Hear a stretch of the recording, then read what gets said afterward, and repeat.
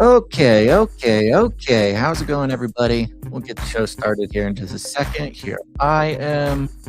Got the Cage Rattler coffee shirt on. Had my Cage Rattler coffee this morning. Making it happen, making it work. Here we go, another Thursday. All right. I sent out the text just a little bit early today. Just a little early. I hope that doesn't mess people up when I do that, because I don't know, the text message comes to your phone, click the link, or prepare to rumble, we're not live yet, very sad. Hopefully it's stuck around. All right, what's the plan for today, folks? Do you know? Because I don't know. We're gonna see what God has for us today. Let's do it. Okay.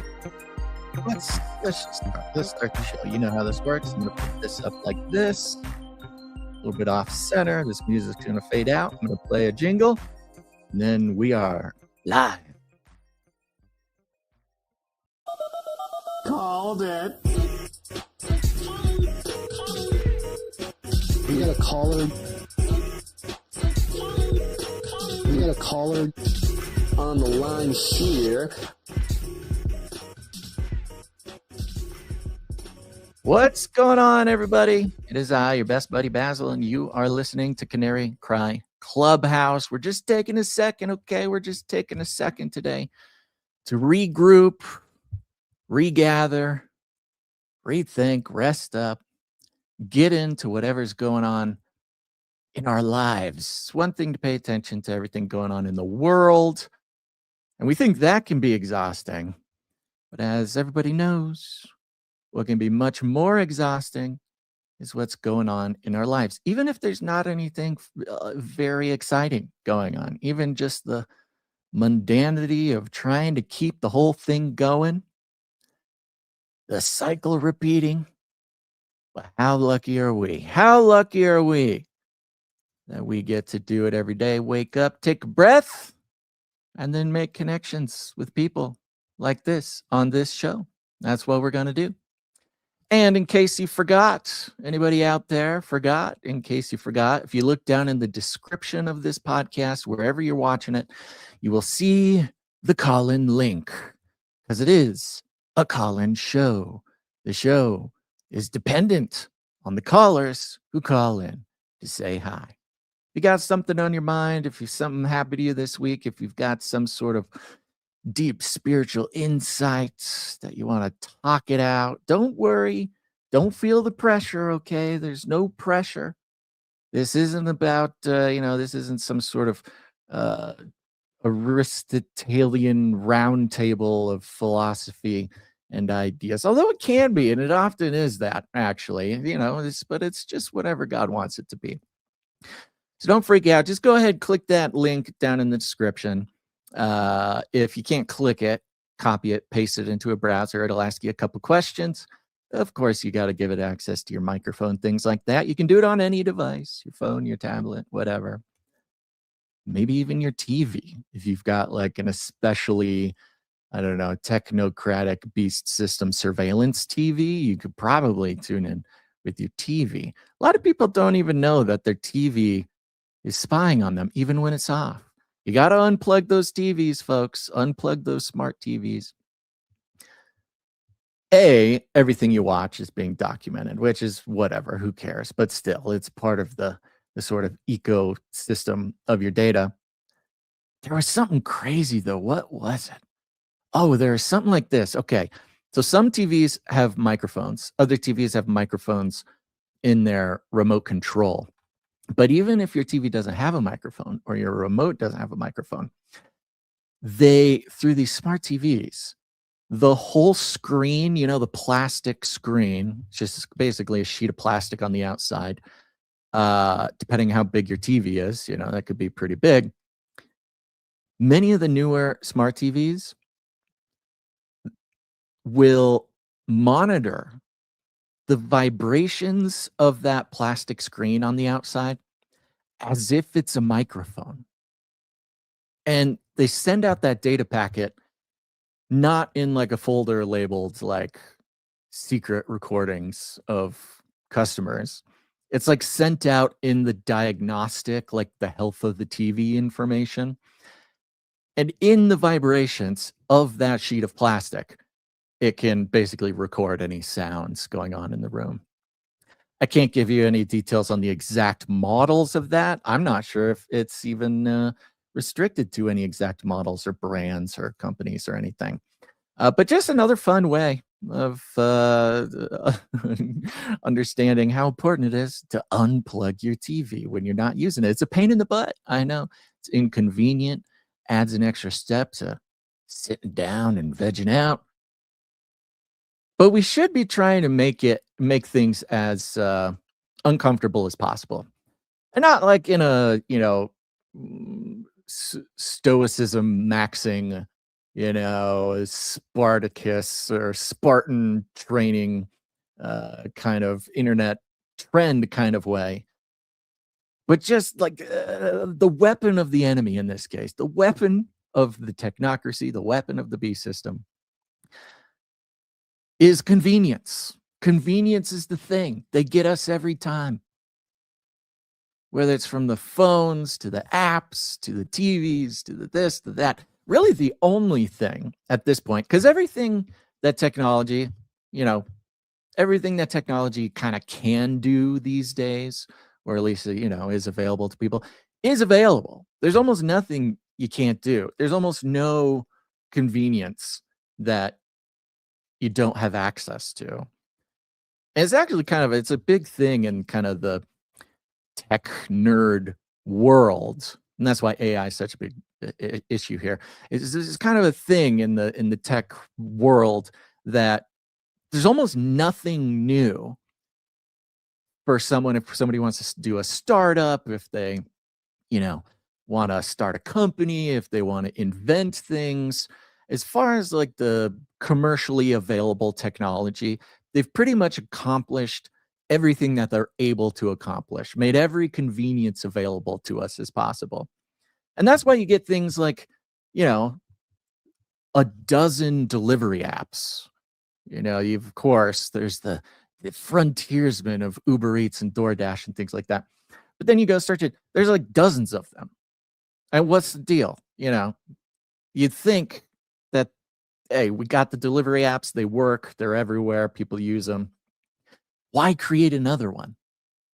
Same with like shopping apps, same with anything you could want an app for. There's way more apps than the world needs. And that's because every convenience that could be available to us right now is available. They're having a hard time finding new innovative ways to make life easier.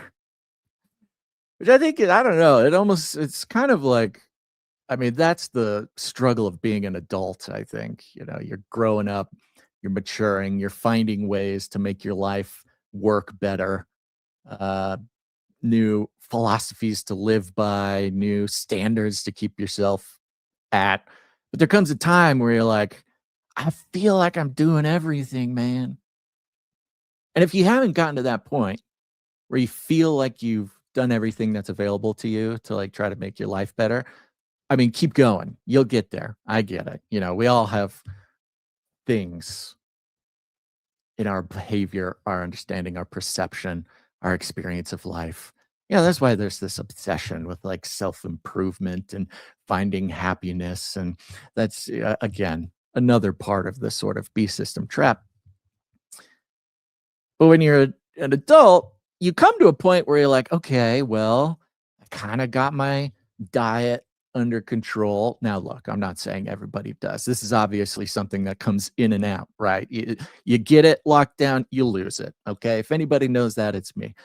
But there are periods. There's been periods in my life, the recent ones, where I go, okay, I'm eating good, I'm exercising, I'm being good with my time management, I'm being intentional and proactive in my relationships, I'm doing my chores on a regular basis, and something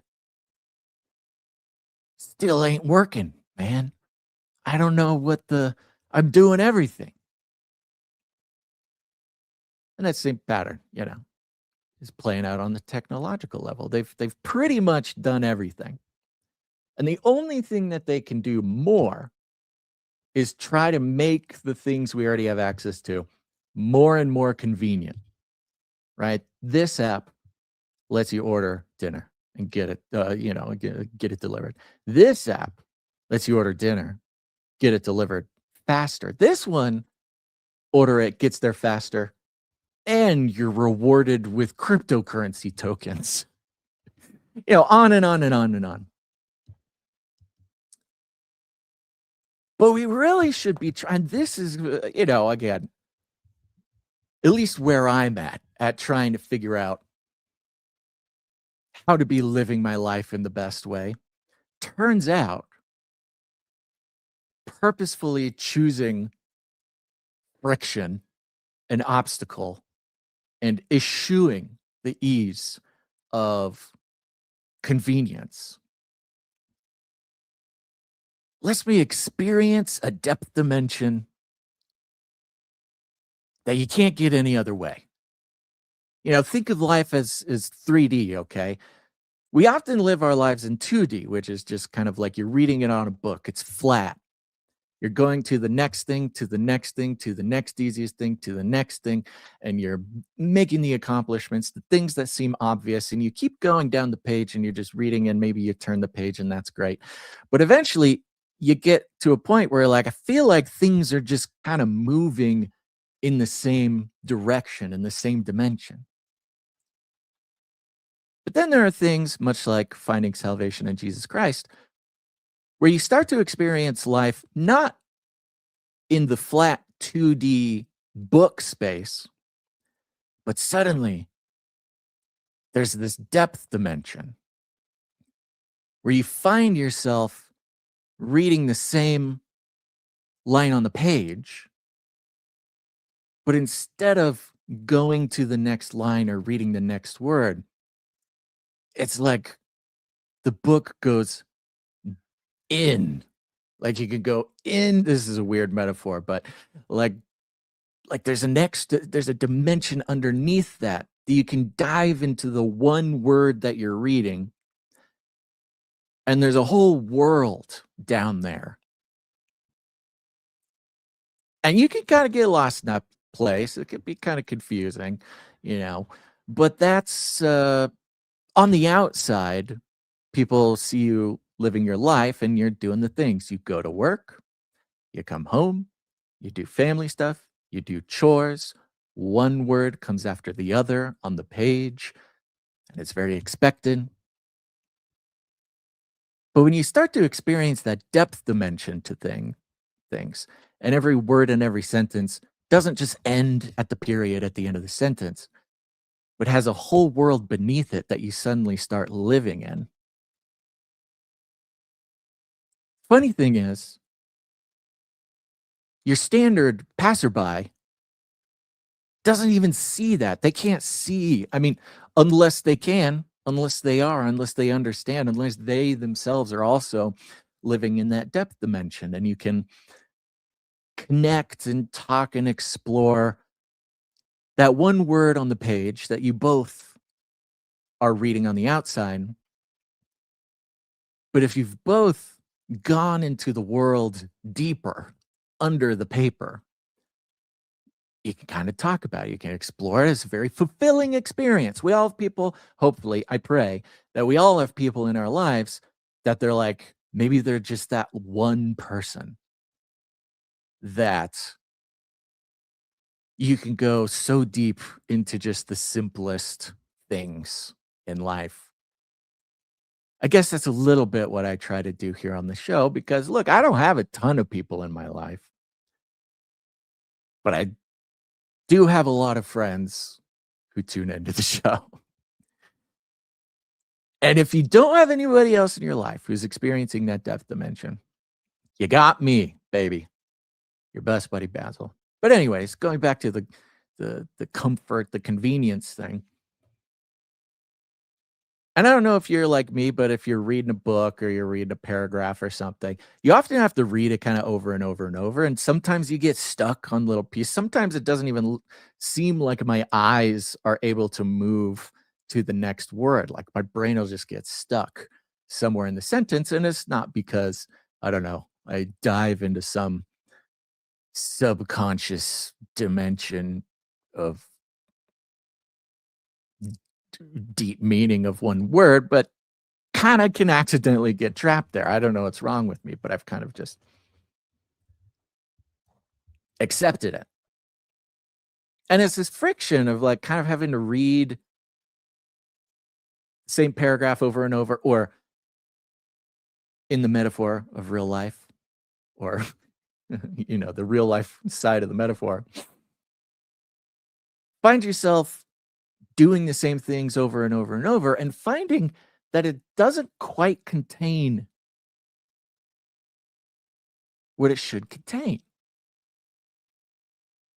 And sometimes we just read right past it. We just live right past it. We just keep going and we find ourselves staying on that same sort of 2D experience of life.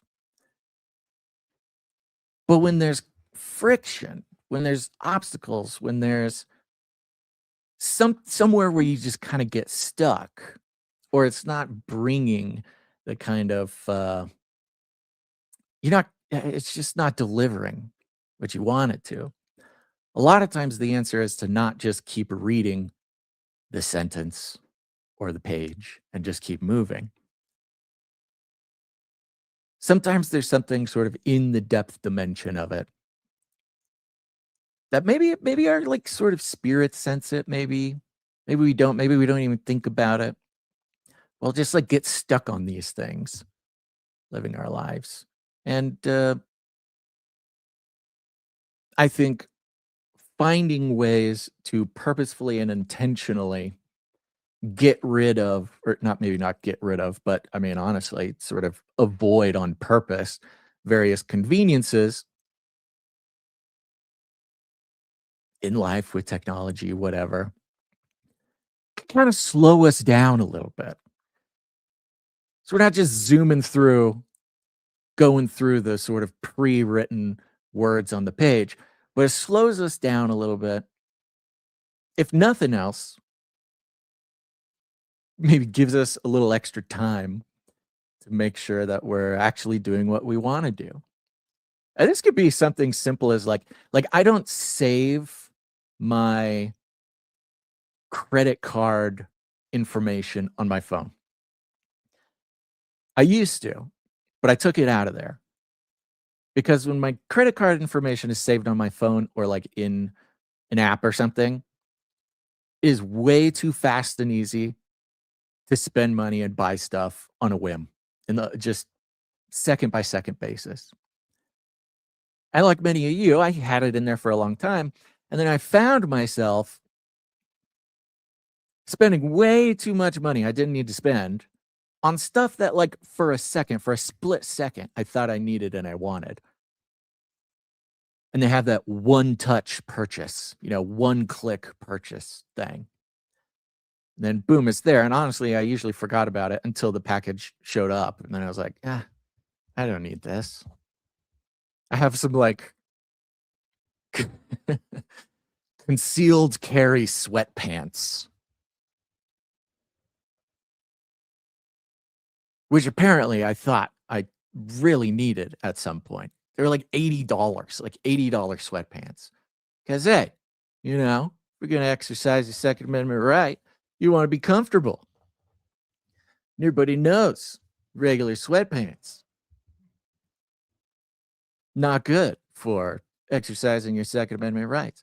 And these concealed carry sweatpants show up in the mail. First of all, I had no idea what they are.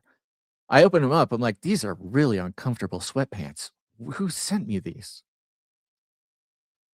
And I remember and I go, okay. All right. Well, all right. I guess I have these now. Never worn them. Don't want to wear 'em. I'm sure you guys have plenty of things just like that. But so I took my credit card information out of my phone.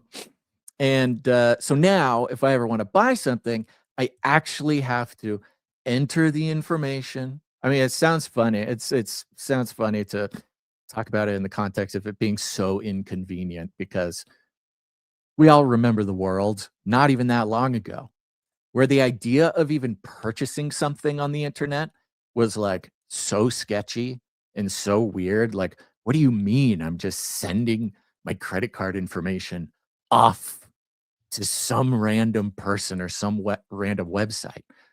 It doesn't seem like it should work. I remember when I was in college, that's like when uh, Amazon like kind of really like started. It was before it was normal to like order things online and before it was easy to do so. You put in your credit card information and you just never knew if something was going to show up or not, or when it would, or even if it's, the same object you were hoping to get. The whippersnappers these days will never experience the mystery of whether or not making a purchase online is ever going to follow through or whatever. So now, every time I want to buy something, I got to put in my information, got to get out the card, got to do this. And like with my card, it's such an old card that like all the stuff is rubbed off it. Like it's almost impossible to read the letters, almost impossible to read the number. And just as a practical matter, one great thing happened, which was I actually memorized my credit card information. Now, I don't know if that's normal for you guys or if you guys have done that, but the friction of having to do this thing over and over and over, which I didn't have to do, I just chose for other reasons to try to slow down my ability to purchase things, resulted in me doing it so often and putting so much energy that I actually memorized all of my credit card information, which, look, I'm not saying is some sort of life-changing skill, but I'll tell you what, it's pretty convenient. And more than anything, I'm kind of impressed with my ability to remember so many numbers. Of course, back in the day, old timers, we used to remember 7-digit phone numbers like it was nothing. Yeah, you could be a kid when you're like 5 or 6 years old and you suddenly get to, use the phone on your own, call your friends, whatever. That might have been a little early, actually. Could have been 7 or 8, 9, whatever. And somehow your tiny little brain, had like 10, 20 numbers memorized. No longer. No longer. I know one phone number and it's my phone number. But my credit card, I got that. And more than anything, I'm not saying this is some like self-help thing everybody should attempt to do, memorize your credit card number. I will say it's come in handy a few times. It's pretty convenient. I get the benefit of being pretty impressed with my own brain on this one particular topic. But now I have such a deeper experience of purchasing something with my credit card. And I know this sounds stupid, okay? This is kind of a stupid, lighthearted example, is what I'm giving you here. But it's now changed my experience of transacting something, of buying something on the internet. And as I've tried to pontificate about plenty of times before, we kind of get into the habit of, buying something or clicking purchase. It's just kind of like a boring, like we don't even think about it. We just do it. And it goes on and we go on about our day. But now just the experience of seeing something, deciding if I needed enough to actually put in my information to purchase it, then putting in my information from my own brain has just added this depth dimension of the whole process, because it's so easy for us to forget like just how spiritually relevant our transaction of money can be. The world has made spending money such a mindless, routine thing that we forget that it's a pretty highly spiritual thing. Everything in our lives is spiritual. And of course, whoever they are, want us to forget that. They don't want us thinking about spiritual things. They don't want us living in a sort of spiritual experience of everyday boring life. They don't want us having that depth dimension, because that's dangerous.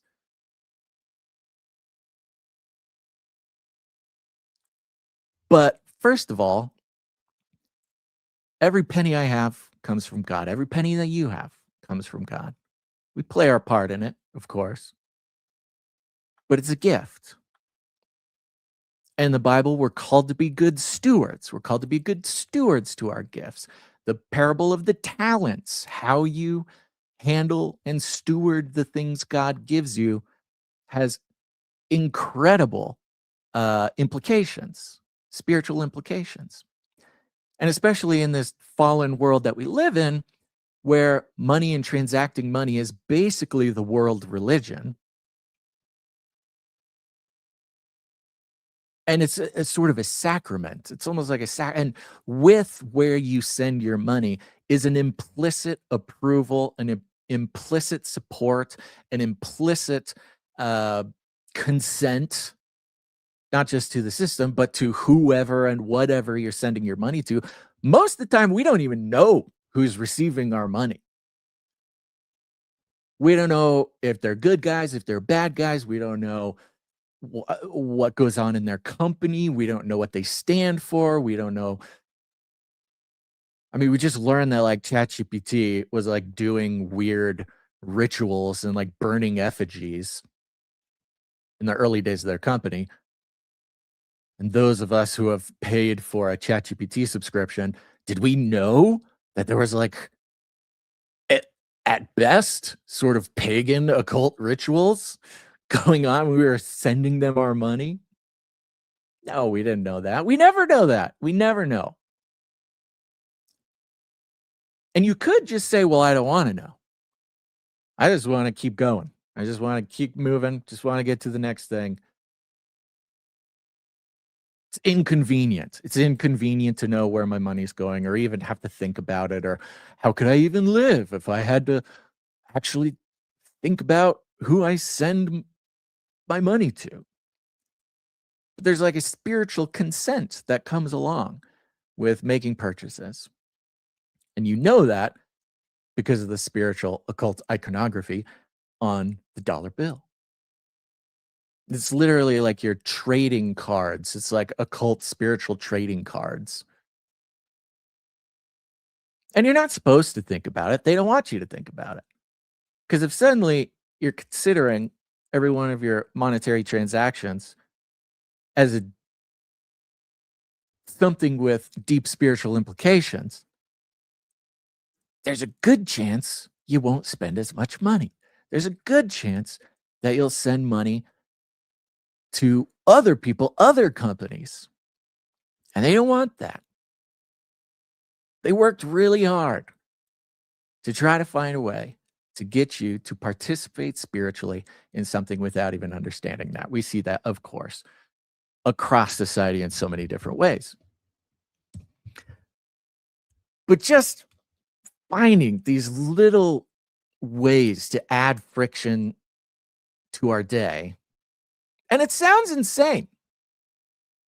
Because what do I come on here and complain about other times? I'll come on here and I'll just complain about how things are so hard and how everything has to be a struggle, and how doing the laundry, it's like an endless Sisyphean task where once you roll the boulder up the hill, it rolls down the other side and you got to start over again. So I get it. This is part of the mystery of being alive.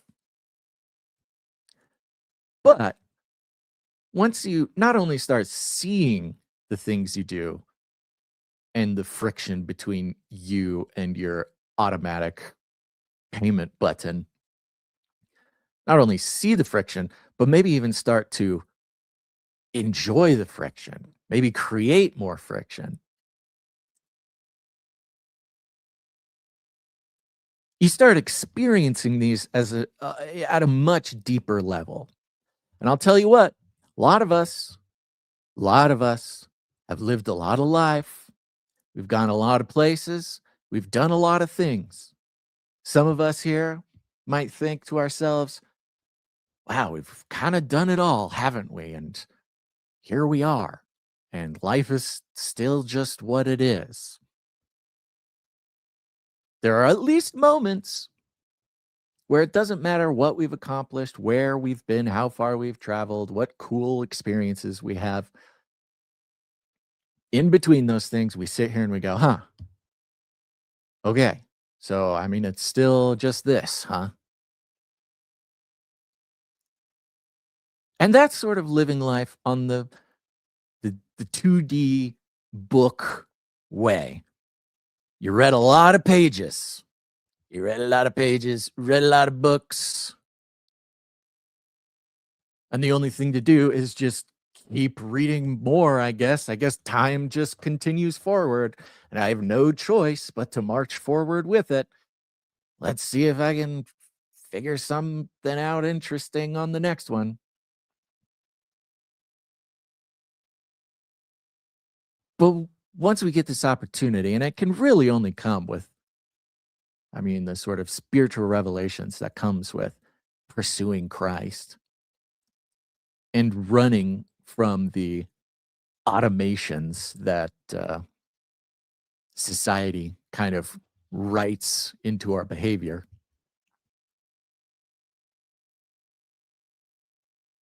That you start to experience everything at a much deeper level, not even just a deeper level, on a whole new axis of dimension.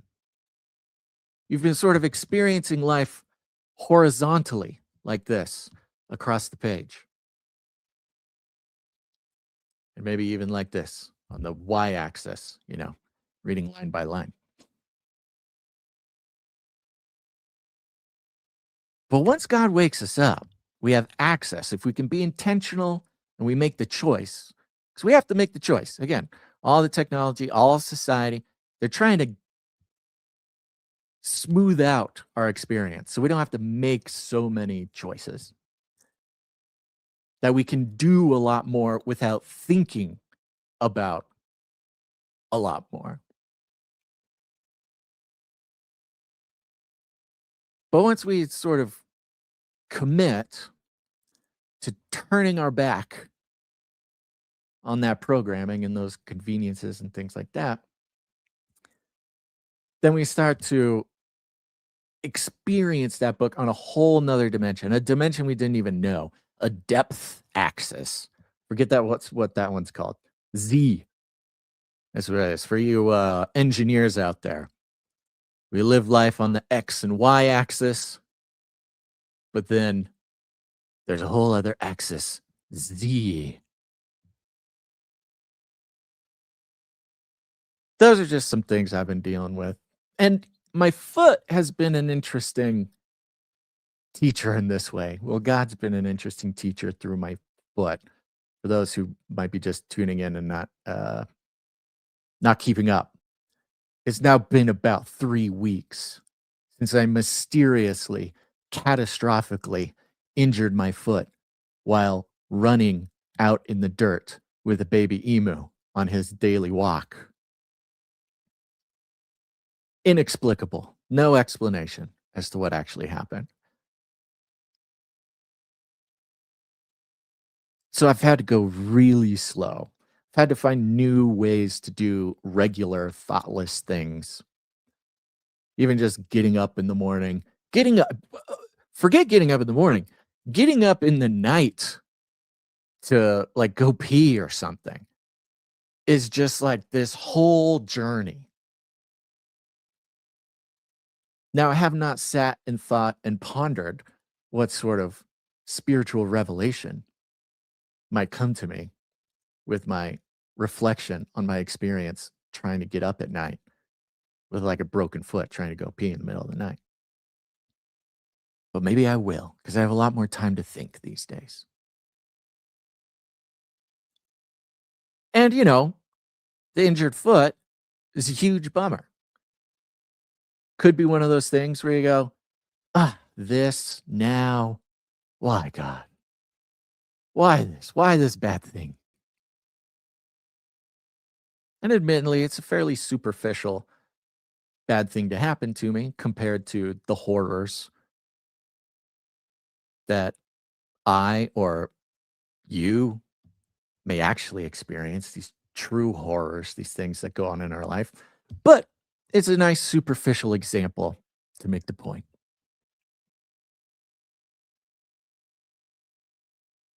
It's all opportunity. It's all opportunity to ask God, what the heck is going on? And then after you ask, if you don't hear an audible or get an answer from God in the way that we're so hoping, often a dream, a voice in the night,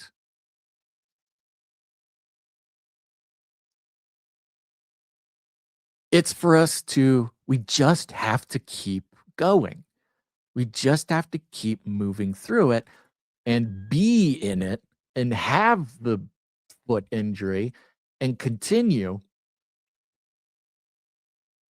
slowing down and let God orchestrate the lesson for us. It's always there. That's one of the things I love talking to you guys. I love talking to people. I love this aspect of being a pastor for so many years. And I guess maybe this is a little reflected in last episode too. When people say, I'm just really trying to hear God. I want to hear his voice. I want him to speak to me. These sorts of things. And of course, I have all sorts of advice when it comes to that. But in the long and short of it is, if you want these things, if you want to hear from God, if you want to understand what's going on in your life and in the universe, essentially what you have to keep doing is just keep listening. Keep asking, of course, but just keep listening. Instead of going, okay, God, I want to hear your voice. I'm going to pray here for 20 minutes, and then I'll wait for another 10 minutes, and I'll wait to hear your voice. Half hour goes by, and you go, nuts. Didn't work. Didn't hear him. All right, I'll ask again tomorrow. No, the listening is constant. Your mind, especially if you're a believer, you're aligning yourself with the mind of Christ. Christ through you is doing and speaking and listening and operating on a spiritual level, whether you know it or not. It's going on in the background. And staying sensitive, wanting to stay sensitive, is one thing. Allowing yourself to be sensitive is another thing. And then remembering that that's always happening. Or it should be always happening. I mean, it is always happening. Whether you know it or not, all you have to do is be patient and keep letting that happen.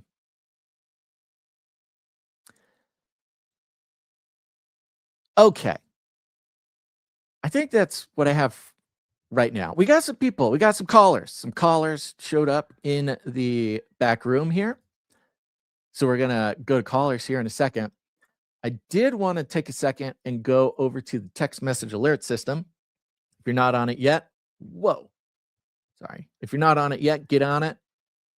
Take out your phone, open up the text messages, text the word Canary to 877-740-3226. Again, just text the word Canary to 877-740-3226. And you'll start receiving notifications from me. I send out a text before every stream just to let you know so you don't have to rely on big tech notifications, which often are non-existent for this show or any of our shows. But the fun part is you can text that number back. You can text whenever you want. You can text whatever you want. And just to be clear, put on the record again, you cannot call this number. This number does not go to a phone in my pocket. This number is a service that I access through the internet. You cannot call that number, and I will also not be texting you back. So if you have questions, if you send questions, anything like that, you got to listen to the show to hear the answers because it's really expensive for me to text you back. And we don't advertise. So keep that in mind. People sometimes get frustrated. They send me a bunch of texts, questions. They get mad when I ghost them. I'm not ghosting you. I just can't text back. But one thing you can do is if you have a prayer request, this is one thing I think is awesome about this, because no matter where you are, what's going on, you can send prayer requests to the text message alert system, and I will try my best if the Lord dictates so. To put these prayer requests out there, it's a good way to be reminded that there are people just like you out there listening to the show, living life in the Canarium. And, it's the closest thing we can kind of get to fellowship in this weird online community kind of thing. So let me do this. I'm going to do this. And remember, these prayer requests are not just for me, okay? These prayer requests are for everybody. So if you're sitting, you're listening, if you're here live, if you're listening later, just say a little prayer for your fellow Canarian because that's why they send them in. And here's a jingle. Producers, assemble!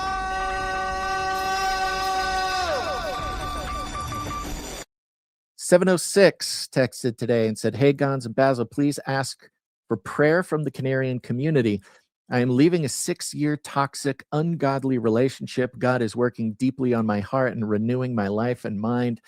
This can feel like walking through quicksand one day and a volcano the next emotionally. I'm exhausted, but sustained by his grace. I have a very heavy emotional job and 3 teenagers at vulnerable stages of life for them as well. The world tells me to be strong, but I am utterly weak and powerless. Christ is showing up big time in this weakness, and for that I am grateful." God bless you, 706. Yeah, man, relationships, especially long-term ones. That's like those are earth-shattering. Those are the hardest things. It's hardest in my life, at least.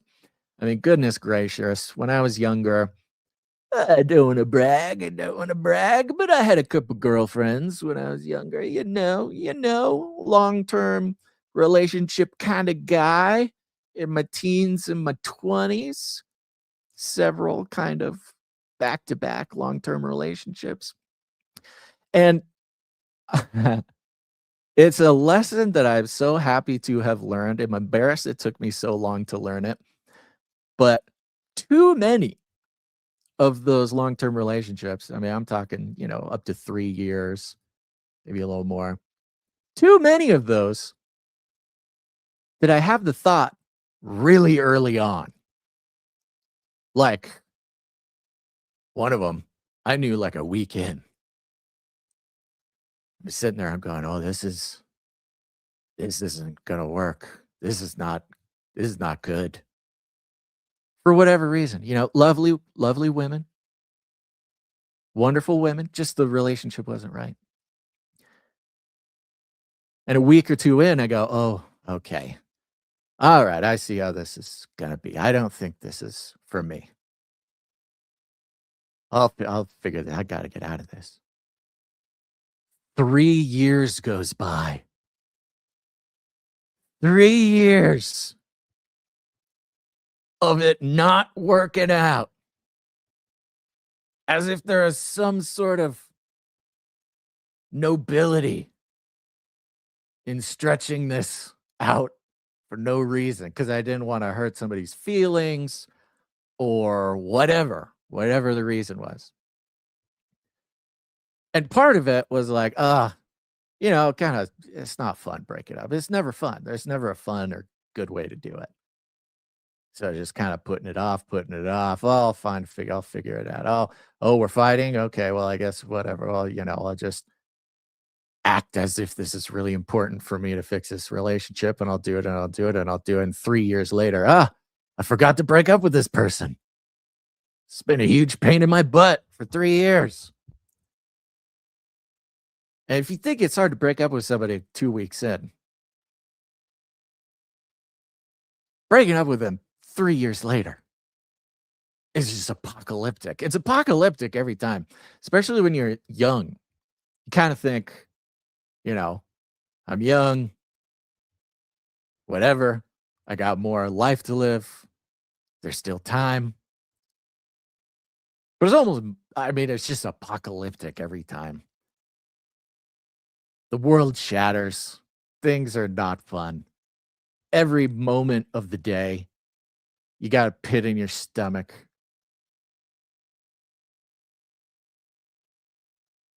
Feels like you're walking in quicksand and then volcanoes. And that's when you're a kid. Your teens and 20s. I don't know how old you are, 706. I don't know if I suspect it's not easier when you get older. Maybe different. Might be a different flavor of experience. Probably actually a lot more legal papers involved in things. But always a disaster. Always not very fun. But like any of these sort of negative things that we go through in life, it's a matter of time, matter of surrendering ourselves to God, trusting. And then, unfortunately, we still have to experience the bad parts. It's like we can't get out of experiencing it. But there comes a day. There comes a day when you look back and your heart doesn't hurt anymore. Most of the fire has died down. And you may not have noticed it at the time, but you look back and you see God working in it the whole time. But there's little moments that we can stop and try to get in tune with what God is doing in real time. Those can be just the little moments of comfort, the little moments of encouragement that help us get through. So we're praying for you, 706. Never a fun thing, even in situations where whatever, you get the point. Never a fun thing. We're praying for you. God, give 706 strength and comfort and a far-reaching vision to see further out from what's right in front of her. We can get so focused on whatever the next step is that it's hard to see that there's ever a time where we won't feel some way or that things won't be so scary. And often we got to remember that God promised to just light our very next step. He's holding that lamp out so we can see the next step. A lot of times we can't see off into the distance, but there's moments, just fleeting moments, where if God can show us out to the horizon where things don't look so bad, give us some encouragement. Keep going. God bless you, 706. Let's see here. 71716 says, thank you so much for everything. I always enjoyed listening to you over the years. Can I ask why Canary cry? I thought it was quantum financial system. Don't know if I think you're asking why the name Canary Cry. Well, when we were first in 2012 starting Canary Cry Radio, the idea was that we were sort of canaries in the coal mine, and we were going to yell out, sing out to warn everybody around us that there's toxic fumes in the mine. It's kind of the basis of it there. But yes, when you reference quantum financial system, I'm assuming you're referencing Canary Financial, which is a company that started in the past couple years. Yes. Unfortunately, we could not copyright the very word canary, so nobody else could use it. I had a couple people text the text message number saying they wanted to receive Monica's free Canary Cry calendar. And I understand that you want it, but you got to listen to instructions, okay? We mentioned when Monica was making a Canary Cry calendar available, we gave her email address. You got to email her. You got to send her your address. There's a couple different people who texted me and said they wanted the calendar. That's not how it works. But the calendar has been claimed. But if you want a Canary Cry calendar, you still can get it through the TOEF challenge. All you got to do is produce the show for the first time with your time, your talent, your treasure. And right now, there's about a 90% chance that you will, I guess, get a supply drop. I don't know how many calendars are left, but I think we had some people who made their calendars available. I'm not sure. We'll have to talk to Sir Ike. But just as a general rule, if you hear something you want to do, you want to participate in, you want to receive on the show, almost never do we tell you to reach out to us because you just got to reach out to the person who's making it available. We can't, it's a lot of pressure to be a sort of middleman between Canarians. All right, we're also going to continue to pray for 678, this ongoing situation where there's a cop and somebody else squatting in a piece of real estate that they own. They're having a Herculean time trying to get them out of there. What a horrible situation. Praying for you there. All right, somebody texting about Palm Beach Pete. A couple people sending some wonderful encouragement. Thank you for the encouragement. 406 texted and said, I still have the calendar. Someone can still email me. Okay. If you say so. I thought I got a message from you, Monica, that the calendar was claimed, but Monica's telling me it's not claimed. So if you're listening, you want a free Canary Cry calendar, email naturallibertypodcast@gmail.com. Do not text me. Email naturallibertypodcast@gmail.com. That's how you get the calendar. All right. From here, let's take some callers. Okay, time for caller time. What are we, 53 minutes in? Okay, let's keep this going. Remember, I'm going to set just a little 10-minute timer back on my end here, and that's not a hard and fast rule, so don't feel too much pressure, but I will be running it in the background just to make sure that we don't get too caught up and other callers, get some time to call in. So here we go. Our first caller is right here. I'm going to put him on the stage. It is Sir Psalm 40. Sir Psalm 40, you're on the air, buddy. What's going on? Hey, how you doing, man? Hanging in there, making it happen. What's on your mind today? I have like two totally unrelated topics that I wanted to bring up.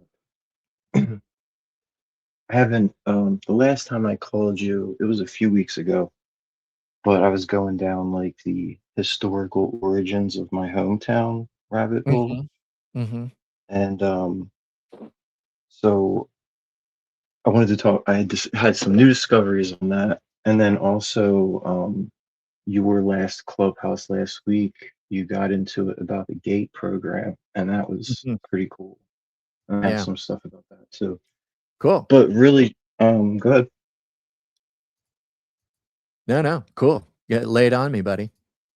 The only really new thing that I learned was there is a like state park out here, and it is like an old military base, like 1812 old military base. Whoa. And Yeah, I was always aware of it. It was a park, and like there's not much there. They have like bunkers basically. They're like giant, you know, hills with tunnels inside of them. And Mounds almost? Was this like Civil War military bases or after that, I prior guess? to that, it was Okay. actually 1812, which was the whole War of 1812 is just ridiculous because it's right after the Revolutionary War, but it's basically like Britain. It's kind of like the War on Terror. Like Britain started just randomly terrorizing Americans Uh-huh. after the Revolutionary War was already done. So that was the War of 1812, which it's very cloudy. Like unless I'm just not intelligent enough, but me just trying to figure out something about this specific area, it's like I find like conflicting information and like super, it's just really vague.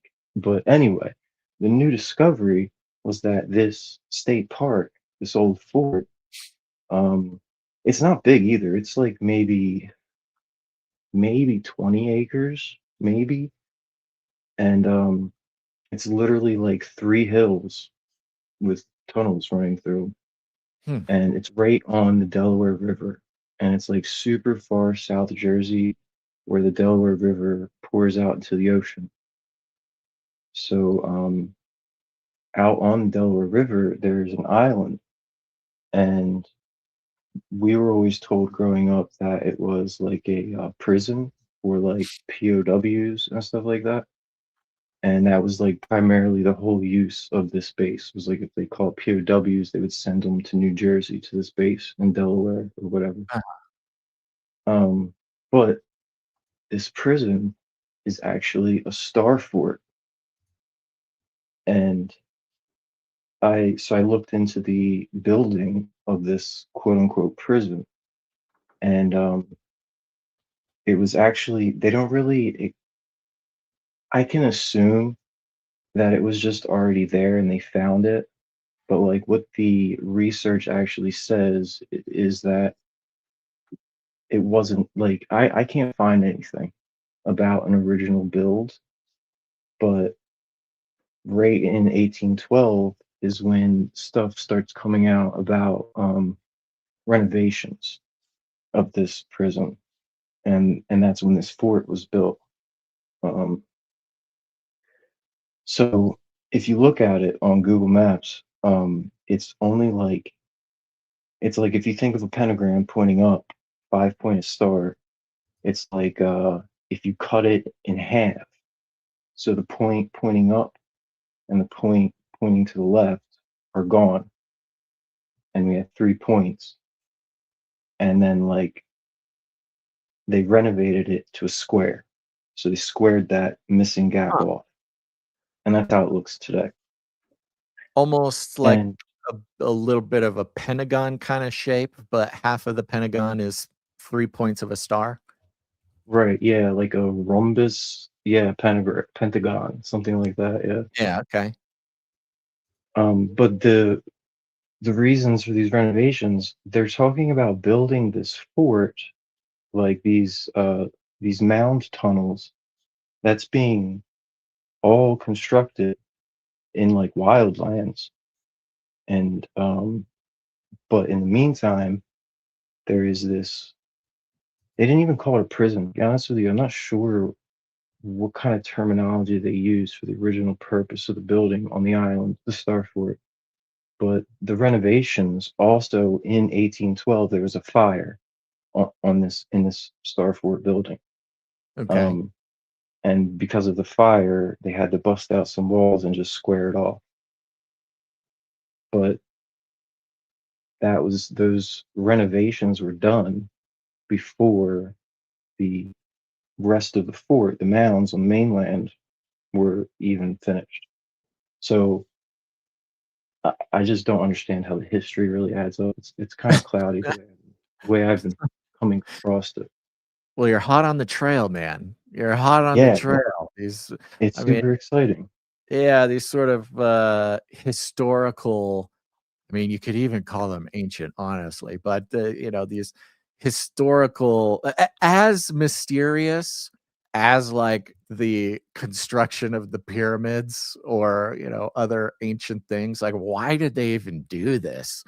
It's funny that these sort of mysteries can abound in a somewhat more modern timeline, but still, to us, might as well be ancient history. Just like, what were they thinking? What was the point of all of this? Really. And the last time that I was talking to you about it, I kind of plugged in like the idea of the ancient mind, even just the 1700s, even up to the 1800s, like that common man and their mind compared to us today, the Right. way that different distractions, different amounts of distraction, different types of distractions or propaganda, however you want to phrase it, and Totally. like are different a bit. I feel like back then people, I would bet money, were much better problem solvers naturally. And like the easiest like bailout word is logic, but I think they would be better problem solvers. I think would be a good way to word it. Yeah, that makes sense. I mean, also, I mean, of course, we kind of mentioned on the show past episode or so that you just nobody got any information at all. Like, we get more information, we read more stuff just sitting on Twitter today in one day than somebody back then would have in their entire life, and that's probably good for a lot of reasons. But I could also see, like, we think that our model of the world is at risk because of all the random sources of information that we could get. Back then, if you're out, maybe you're kind of rural or in a small town, you're doing day to day, you're making things happen, you're surviving. You hear there's a war going on somewhere. Okay, I guess there's a war going on. You keep going about your day. But like, as far as confirmed sources of good information, like a guy could show up in a mailman jacket and be like, "Oh, France broke off from Europe and now is an island off the coast of New York. Isn't that crazy?" And you're like, well, the mailman said it, so I don't know. Who knows? I guess that's the model of the world I'm living on right now. Who knows? Maybe because they had so much less information, they were much more discerning. I guess discernment could have been a gift from significantly less information, even though, sources of good information may have been as few and far between. But, that's why controlling information has been such a powerful tool forever, for history of humanity. Whoever controls the information controls the world. Yeah, for sure. That's really been in like a progressing thing since the 1600s. Like from the 16 to the 1800s, like you said, how could you really verify any random event that happened on the other side of the earth? Yeah, just had And to. that's also the period of the Enlightenment, quote unquote, Right, ironically, right. when we have Mormonism and all the other things that we have now. Yeah, which the Enlightenment, I mean, one of the most impressive eras for sort of the establishment to solidify full control of people's worldview or understanding of the universe. Yeah, this is pretty effective. Pretty effective. We're still dealing with the Enlightenment today. So, pretty And pretty smart guys. I think it was, I part of me wants to say it was the first World War, but for some reason I know we have like film of the First World War, but I feel like it's always been sold that the Second World War was the like first war that was like actually televised. It might have been the first, but if it was the second, that would be a little bit of a harder punch because a lot of extra things came along with the Second World War, that we have today, like and the baggage that came with the Enlightenment. Yeah. I mean, I guess the First World War footage exists, but you had to go to a movie theater and they would show the like war footage before or after, like a Charlie Chaplin movie or something. It's Like done. a hot dog commercial. Yeah, well, which is interesting, because that's kinda how we still view war footage today. It's embedded in entertainment products like news channels, it's on timelines or whatever. So, this war footage has always existed in concert with just pure entertainment. Mm. What was the other topic you had on your mind? Gate program. Oh, yeah, GATE program. Um, What you got? you know, I have like the blurry memories like just all together, and it really kind of clicked for me when liquid bacon shout out. That was a Mhm. banger. One part kind of clicked for me that like he said something like you may not even know that you're in the program basically, Right. or like they present it to you in ways where like when you grow up it would just be a classroom setting memory or a Mhm. doctor setting memory. You know what I'm saying? Yeah, right. So yeah, I don't really know if I can't really confirm anything except that I do remember the hearing test, and about that I remember more than just beeps. I remember like audible words that would be in Mhm. there, and I remember the drink and the card game, and I never had. I did have a lot of crazy dreams. That was another like ongoing part of my childhood. I don't know if it's connected at all, but there's no mall world stuff or nothing like that. But there was a couple reoccurring dreams I would have that aren't like anything I've heard before. And like they would just basically be in familiar settings, and like I would see Emerald City in the distance or something like Hmm. that. Or like, but that would be a reoccurring dream. Or reoccurring figures that I would see in my dream. But I do remember I heard someone mention like slides, like a shoots and ladders dream. Mhm. And I do remember that reminded me that I used to have dreams of a school like that. Like I remember being in like a school hallway with lockers. And this is when I was young, before I was in a school that had lockers, unless it was something I saw on TV, not sure. But there would be water slides. No, I don't think there was any water, but I feel like they were like tube slides. Hmm. Maybe not. Definitely slides though. Yeah, I don't know if Yeah, I heard much about the slide aspects of the dream. I mean, part of me is like, I feel like dreams are just so even my dream last night was just so insane. I'm like, is that mall world? Is that from that? It's got me like questioning every dream I have now. yeah. I don't have dreams at all anymore.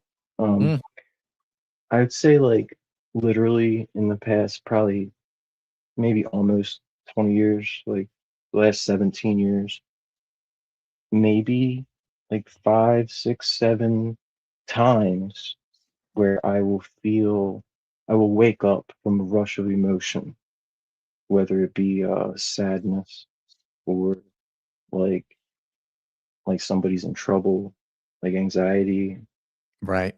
but I don't recall any images. I just get these surges of emotion, and I feel like I can feel it before I wake up.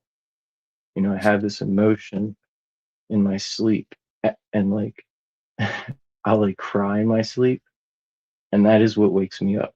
You know, Oh, interesting. Sounds like you have but some pretty powerful no experience imagery. down there. And even that has only happened like a handful of times. Hmm.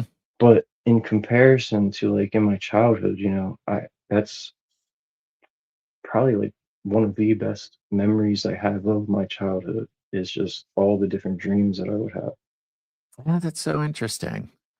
Yeah. Well, good news is, as far as all of us getting up to date on gate program stuff, I see we got liquid bacon in the back room here in the next couple callers. So we'll have an opportunity to get our gate program update coming up here.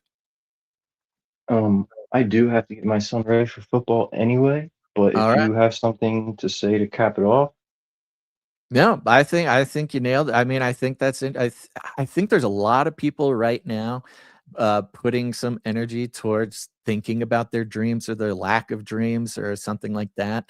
And it's in the Bible too. This interesting reference to sort of latter days. How what was it? Young men will see visions. Old men will have dreams, dream dreams, or maybe it's vice versa. I got to pull up the scripture. But also that when it comes to weird programs like MK Ultra and the Gate program, et cetera, the dream world has also been this thing that like weird secret government programs have worked really hard to have access to. And of course, we've monitored in recent years the dream advertising industry. It's kind of this like liminal space that's simultaneously invisible and hard to access for people, sometimes without, outside of their will, but at the same time, something that seems really precious and important to those who, want to do secret weird stuff. So it's always good to at least keep tabs on your dreams, whether you're having them or not, because I feel like being intentional on tracking that stuff is one good way, one sort of first line of defense to detect anything weird going on. So whether or not you want to have dreams or you do have dreams, Sir Psalm 40, I'll pray that the Lord speaks to you in or out or about those dreams when it's most helpful for His purposes, buddy. amen. I have All I have a right. real quick question. I guess I'm sure you're probably not even gonna know the answer, but a thought that I had, I'm gonna have to look into this myself. But does it say in the Bible Nebuchadnezzar and like Pharaoh with Joseph, all the bad guys that get dreams? Does it specifically say that they're sent by God? I don't know if it specifically says that. I was certainly always under the impression that that was the way. It's one language or it's one forum in which God can get a pretty specific message to somebody who's not really interested or maybe doesn't even know that the God of the universe exists.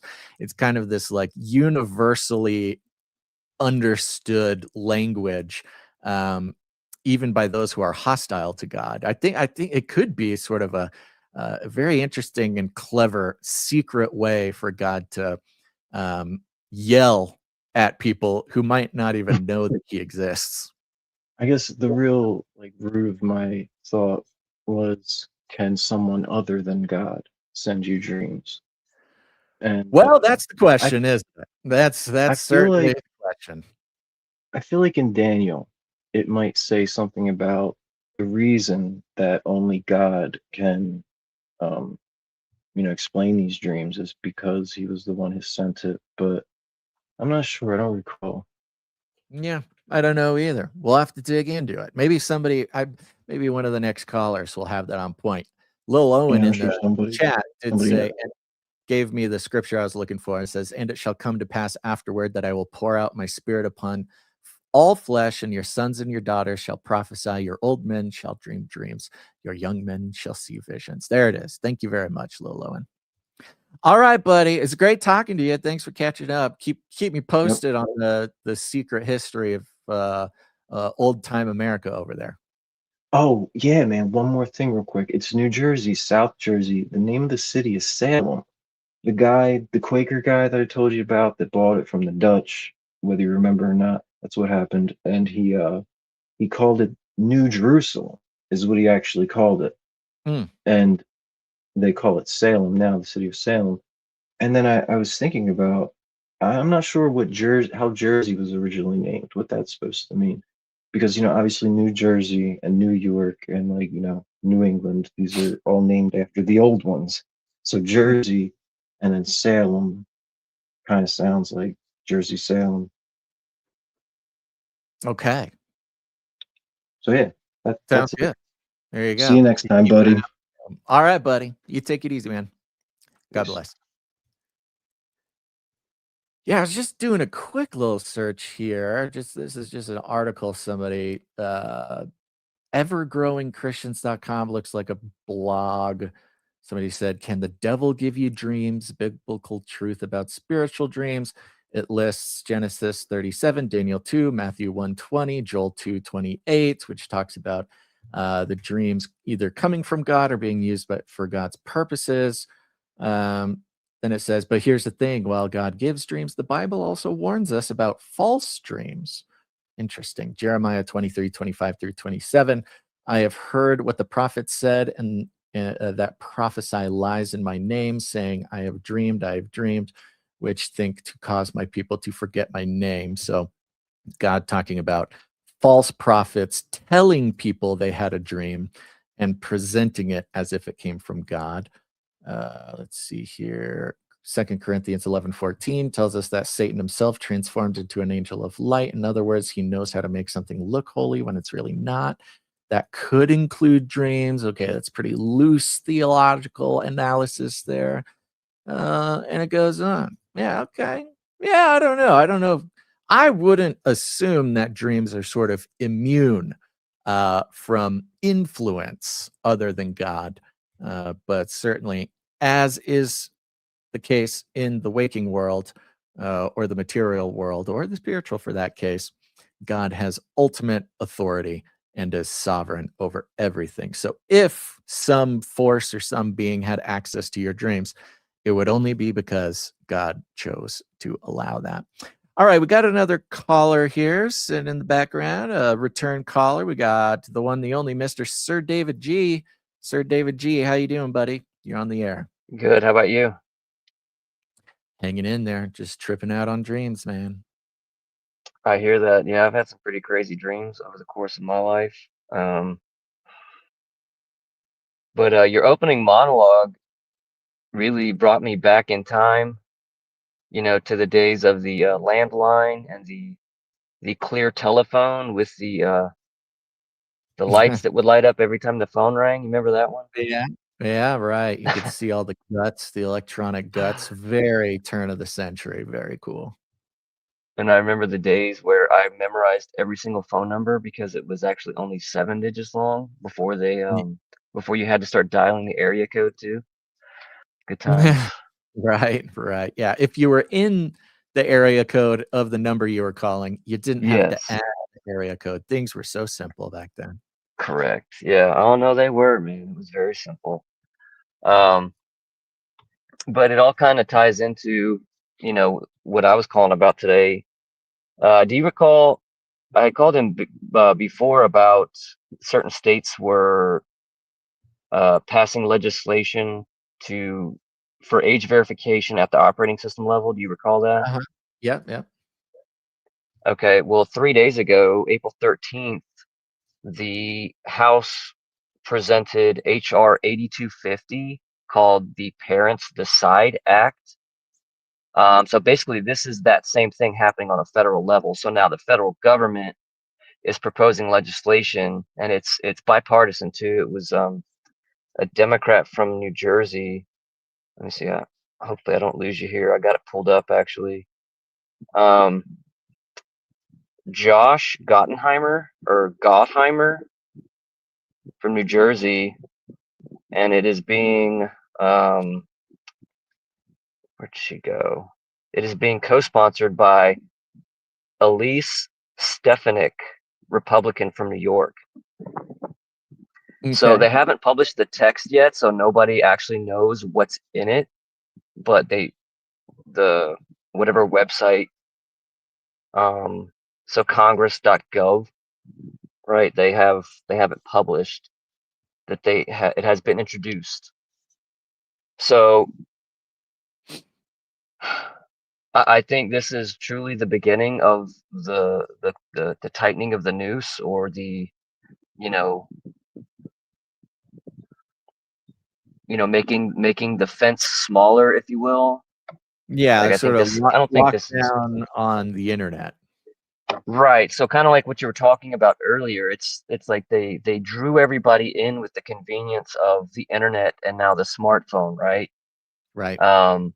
And so the next step, demolish the US and the dollar, bring in some type of cryptocurrency, right? That, we have to have because uh, we're protecting the kids or something, right? Right. Because those sex traffickers, they all deal in US dollars, cash, money, and gold. We can't use that. Yeah. And so now you have you've got a lot of people on the open source side, like Linux and BSD and all that, who are resisting, right? But at a certain point, that's kind of moot, because if they're making it even more and more difficult through the pricing for people to own their own personal computer, and really everything is further being funneled down into handheld devices, well, then they already have all that captured too. So then you're left with two operating systems that are both closed source, right? You have Android and iOS, right? Or whatever they have on the iPhone. I don't know what that is. That iOS on the iPhone? I Yeah, don't it's iOS. But you see where I'm going with this, right? Um, so it's just another step in that direction, and I'm at the point now, man, where I don't want to be a part of this system, but at the same time, I still have that like trepidation, like what am I going to do? I don't know if it's because I don't have a whole lot of faith where this area is concerned, but Yeah, there's a lot I of don't know. What are your thoughts? pushback. I mean, like everything, I mean, the convenience is really gonna be the thing, at least up until now, and I imagine for a little bit longer, even as these systems get put into place.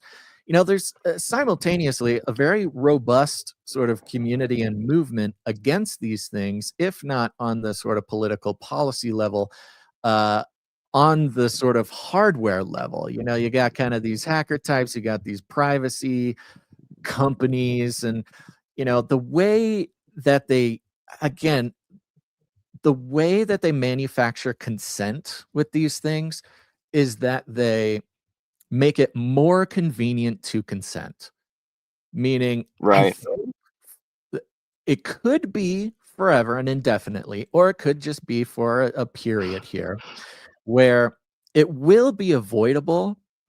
It'll just make everything much harder. If they get it on Yeah. the iOS operating system, you got to get rid of your iPhone. You're going to need to get some weird third party, open source phone. Okay. Well, that's your choice. How much do you want the iPhone? How much do you want the convenience of the iPhone, the quality of the iPhone, all that stuff?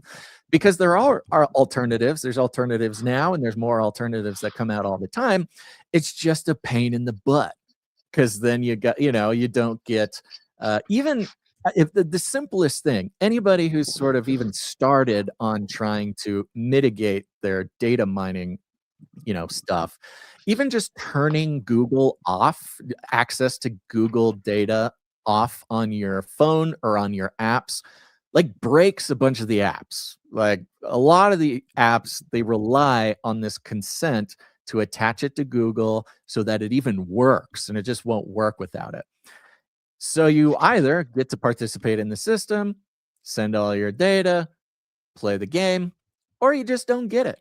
If you want to order food, you got to call a restaurant. If you want to do so, I think without that option, and I think maybe there could be something sort of, part of the spiritual mechanics of that beast system in general, is that it sort of requires consent. um, at least the social engineering part of it sort of requires consent.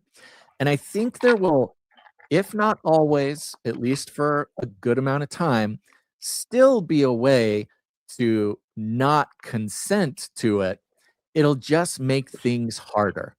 And you'll get to live a life with more friction, more digital friction, more, I don't know, passwords, not as much, fingerprint logins, not as much this, not as much access, maybe you don't get to still be on Facebook without your digital ID. Well, you can get a weird phone and you cannot use, like, we still have these choices. And I think we're going to have these choices for quite some time still. But it's just going to make it harder and harder. And so our decision to make is, hey, how badly, how important are these things to my life? Can I live without them?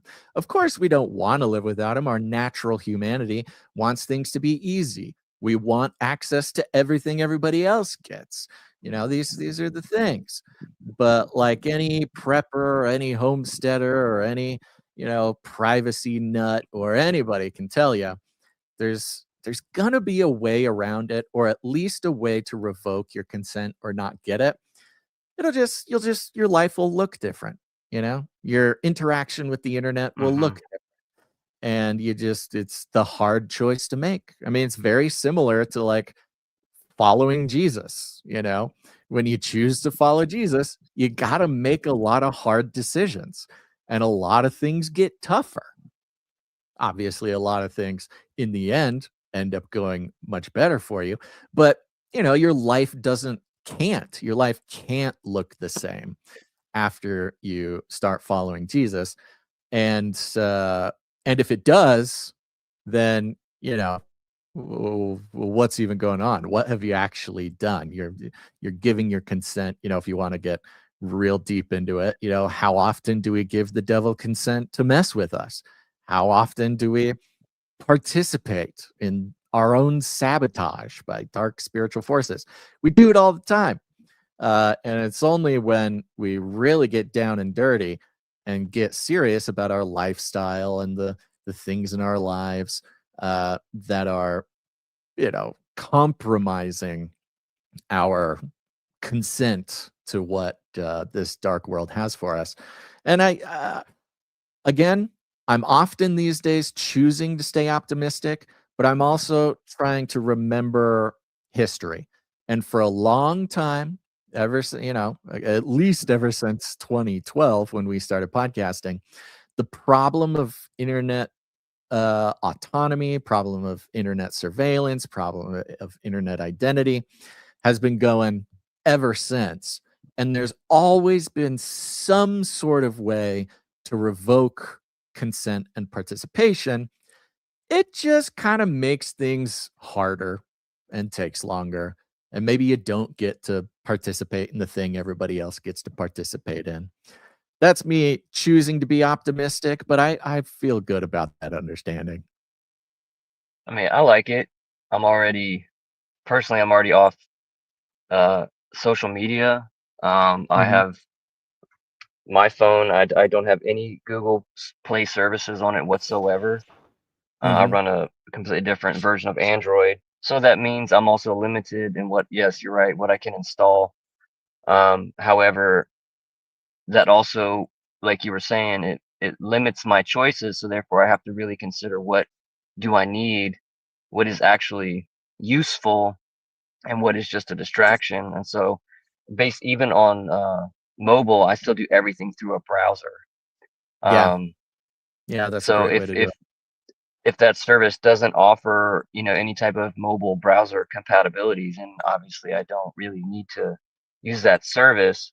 Um, and I'm not trying to create any kind of hysteria about it. I'm just, highlighting, No, no. here we Yeah. go. First it started with the states and now the federal government. And you're right 100% that it's likely that it's not going to be impossible, but it will make your life that much more difficult. Um, I mean, even biblically, when it talks about the mark of the beast, you get a yeah. choice, and it's about convenience. Do you take the Hmm. mark and be able to buy and sell and participate in the economy? Or do you not take the mark and have a really inconvenient time without your head, right? Like even in the biblical breakdown of what a lot of people see as a technological thing, mark of the beast. It could be other stuff, not trying to get into it, but whatever it is, you're given the choice. You have to consent to the mark of the beast. And so, but we do know that there's very powerful, smart people in our world who are experts at getting our consent without us even thinking about it. So, Right. and those of us, even today, even where we all stand today, those of us who have been paying attention since 2012, we had a whole decade of like talking about it, conspiracy theorizing, figuring it out, getting our heart to the place where we'll be ready to, whatever. We're prepared for these moments, right? To make that decision about giving our consent or not.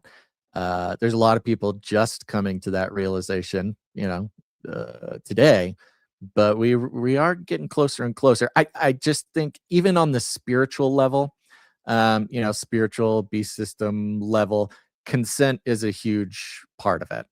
And so as long as we make up our minds, and we understand what's truly valuable to us, these choices, again, much like choosing to follow Jesus, you might find that you lose a lot of choices, but then you find that those were choices you didn't even want in the first place.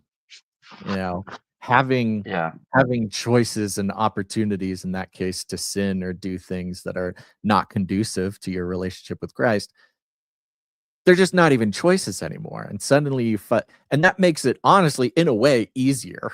It's easier to say, oh yeah, well, that's not really even a possibility for me anymore. So, there's when a good example, people struggling with sin after finding Christ or before or whatever, struggling with this or that. There's a time where we can just come to the conclusion, oh no, now that I've made this choice, those aren't even options for me anymore. Like they don't even align with anything that I want.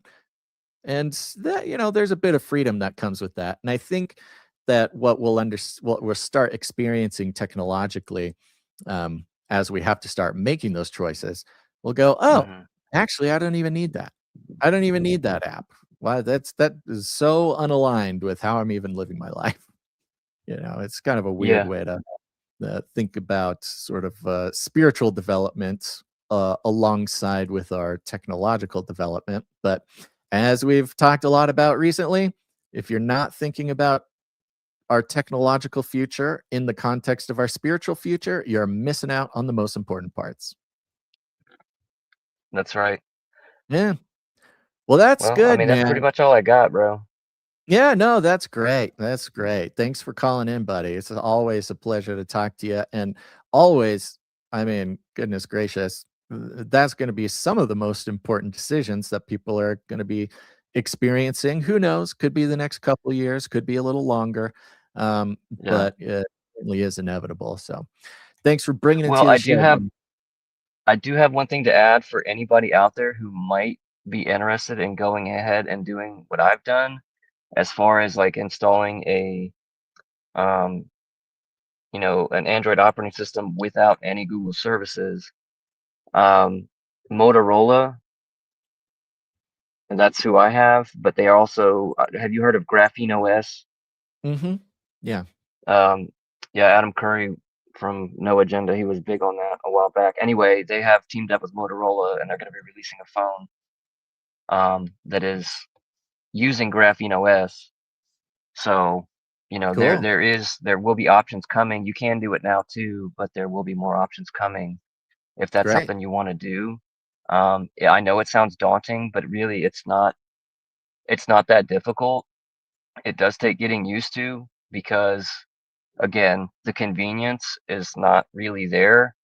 And the apps that do work without the Google stuff, they don't work as well. So there is a bit of frustration and a bit of a That's the learning point. curve, Yeah. but That's the point for sure. And yeah, like you said in my sort of opening to the show there, once we start having a little bit more, once you figure it out and you create huge technological friction because of your denying consent to the beast system, you're going to start experiencing a depth of experience and understanding of life simply because going on the internet and using the phone and being in the beast system is going to be so inconvenient that you'll Yes. have no choice but to experience the rest of life on a deeper level. So And you'll be it's interesting rewarded. too because you have to tell everybody when they, oh, do you have WhatsApp? No. Do you have this? No. Yeah. Do you have that? No. And it's just a constantly, well, how do we handle this situation? You don't have any of those apps. I'm like, we're talking right now. Like, if Yeah. um, do I really need to be in a voice chat? So Mhm. anyway, There you go. it Yeah, is difficult, but it is possible. thanks for calling in. Thanks for giving everybody your encouragement here. Hope to talk to you again soon. For sure, man. Y'all take care. God bless. You bet. Bye. Okie dokie. Love it. I know. These are hard decisions. It's kind of funny to consider that like a hard decision. Like, do I use apps? Do I really need to be on this social media or be on the internet at all?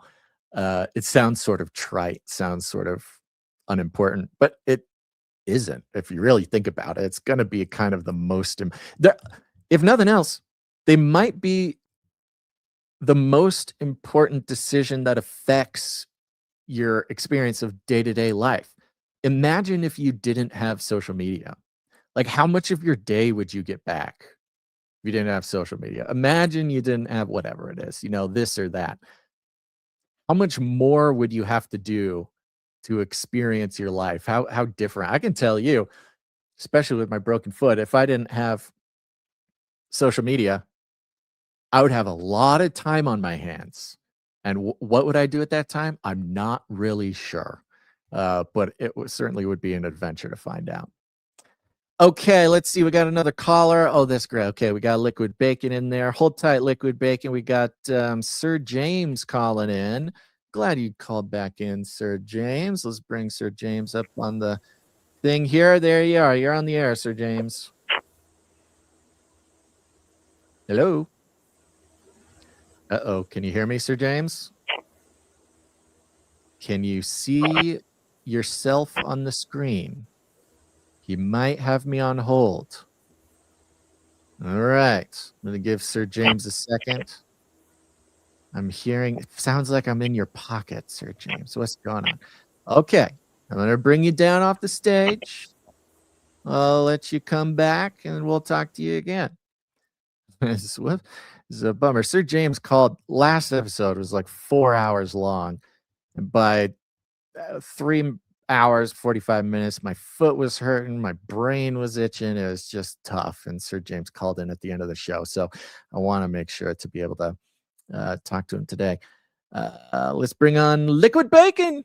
Liquid Bacon time. What's going on, Liquid Bacon? How are you, buddy? Hey, how are you? I'm doing good. Good, good. Thanks for calling in. Yeah, thanks for having me. You bet. What's on your mind today? Crap, I don't even know. It's all over the place. Yeah, I get it. Let me see. Yeah, no, it's a crazy shame because I thought you were gonna have this show tomorrow, and what's funny is that I guess the level of preparedness to do all the things I wanted to do or say or whatever right now is probably a byproduct of being in the GATE program. Right.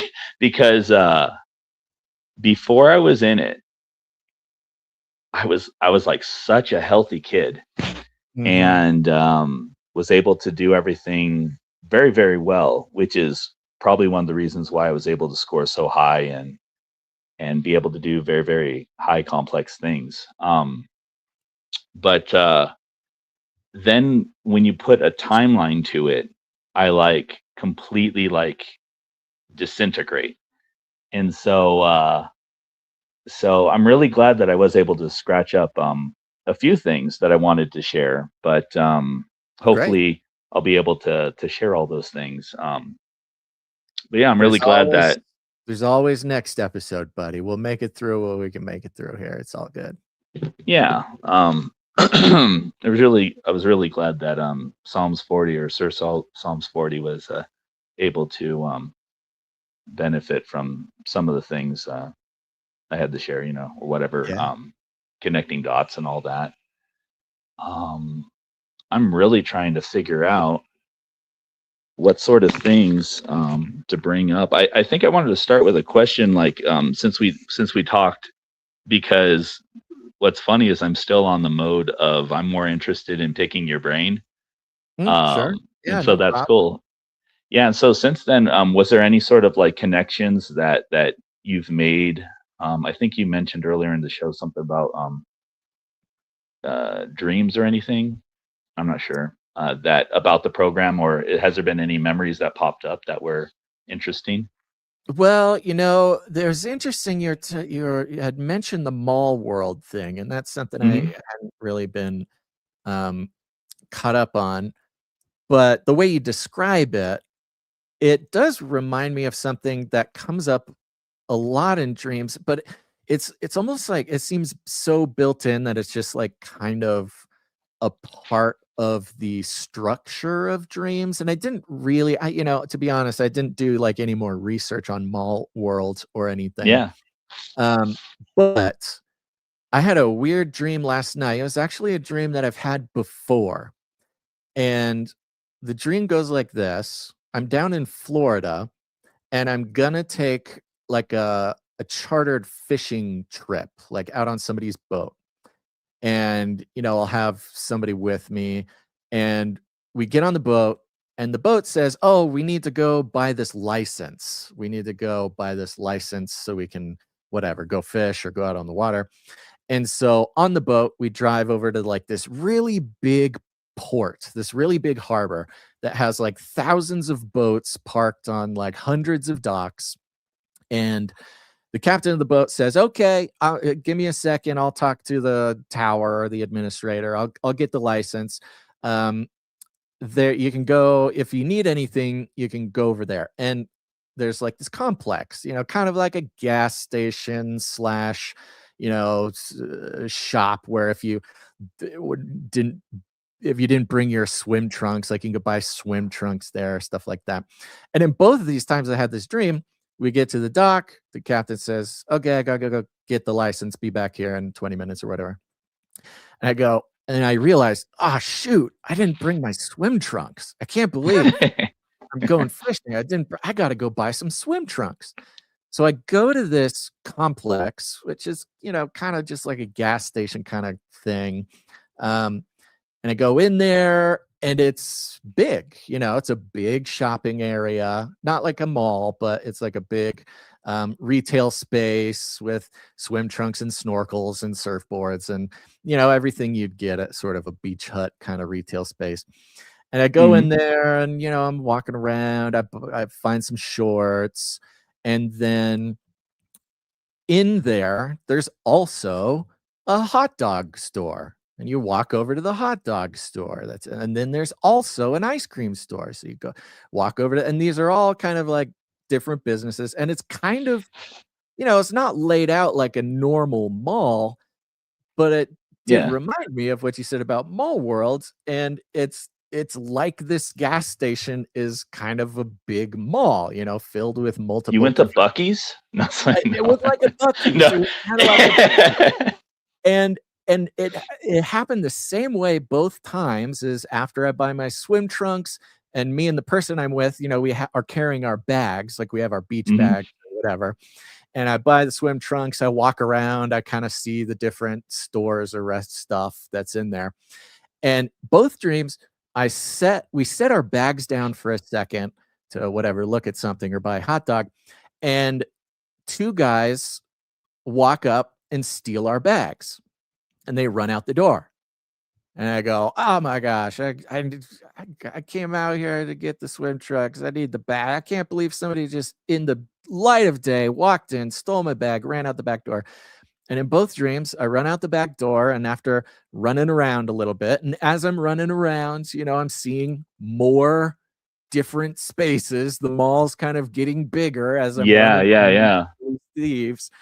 And eventually I catch up with the thieves and I put the main thief who stole my bag into like a chokehold. And I'm like holding him, and he's kind of like passing out, but coming back, but passing out. Heck yeah. And then it turns into this like kind of long process of keeping this guy in a chokehold and waiting for the cops to come, and like trying to keep him in a chokehold, but he keeps passing out. And I'm like, oh, I don't want to kill him. Okay, I'll lay off a little bit.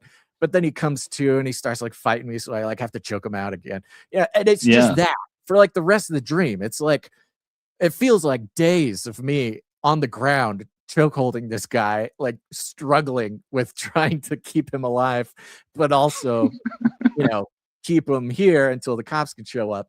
So, I don't know what's going on with that dream, but I've had it almost identically twice. And when I woke up this morning, what occurred to me after, geez, that's a weird dream to have twice, was like, oh, maybe that's kind of the mall world kind of vibe, where you're in this complex, and the complex just seems to kind of go on forever the more you explore it. That's definitely the feel of it all. Yeah. So I don't know. I don't know if it's connected, and I would be not pessimistic, but I would be I would say like, well, maybe you put mall world in my head last week, and so my brain took this mall world thing and I had a dream about it because it was in there.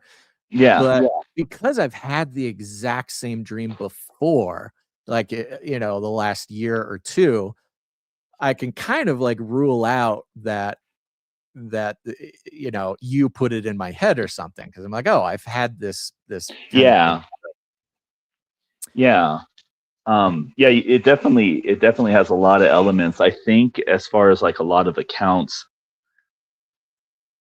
with a lot of the scenery of like however big the range of this liminal space is for whatever, and Right. if it's a shared big grand one, or if it's just a whole bunch of connected compartmentalized whatever in the world, there is a lot of these structures that are next to an ocean. And so I don't know if that ties into with all the boats and whatever.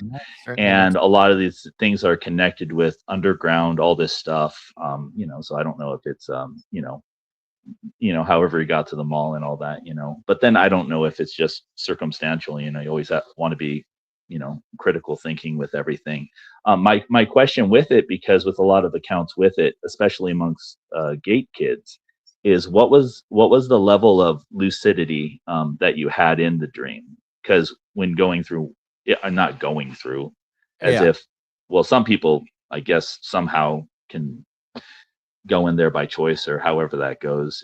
However that goes, but pretty lucid. I can't say that it was like a lucid dream, but it felt like I was participating in it, not sort of experiencing as it's happening to me. Like I felt like I was actually making the choices. I was running through the logic of, do I chase this guy? What, it was very cerebral in that way, in that I was really participating in it. When sometimes, you're having a dream and you're just kind of watching stuff happen, and it feels outside of your control. Everything I did felt like I was making the choice to do it, whether that's sort of an illusion or not, who knows, but definitely felt that way. There is a movie coming out called Backrooms, and I don't know much about it. I think the movie kind of spawned out of like a 4chan kind of thread or discussion or something. But they're making a movie about it. Comes out soon. It's an A24, I think, so it's like going to be really trippy and weird. And from what I can tell, what I've read and from the trailers, is that it's kind of based on this kind of dream space where you can feel like you go to the same places or the same rooms, either in many dreams or in the same dream. You go to one room, it looks like this, you leave, you come back, you feel like you're in the same room. You kind of know you're in the same room, but then the room has changed, sometimes slightly, sometimes majorly. And the sort of labyrinthian feel to it, the sort of Yeah. maze feel to kind of the dream world. So, whether or not it's directly connected to Mall World or the Gate program, Yeah. Hollywood's putting out a movie basically about this exact thing. It's pretty interesting. Yeah. Yeah, that's interesting. It'll probably be reminiscent of what people experiencing this stuff probably Yeah. would experience and everything, at least from a little bit I saw of it. Yeah, maybe it's Yeah, like a gate program, like trigger, piece of media or something. that would suck. Kicks off the Black Awakening. No, it's funny. Right. No. Let me see. Yeah, no. So it was basically in the daytime, right? With Mall World or your Uh-huh. dream, sorry. Oh, mine. Yeah, mine was in the daytime. Yeah, because with people who've been through Mall World, quote unquote, and everything, that usually I guess what's common is that they usually go through the mall and it's like dingy and dilapidated and all that other stuff. And if there were people around, they'd be like hardly discernible, kind of like these not wraiths, but just like shadow people just walking around, Right. just filling the Right. empty space, Yeah.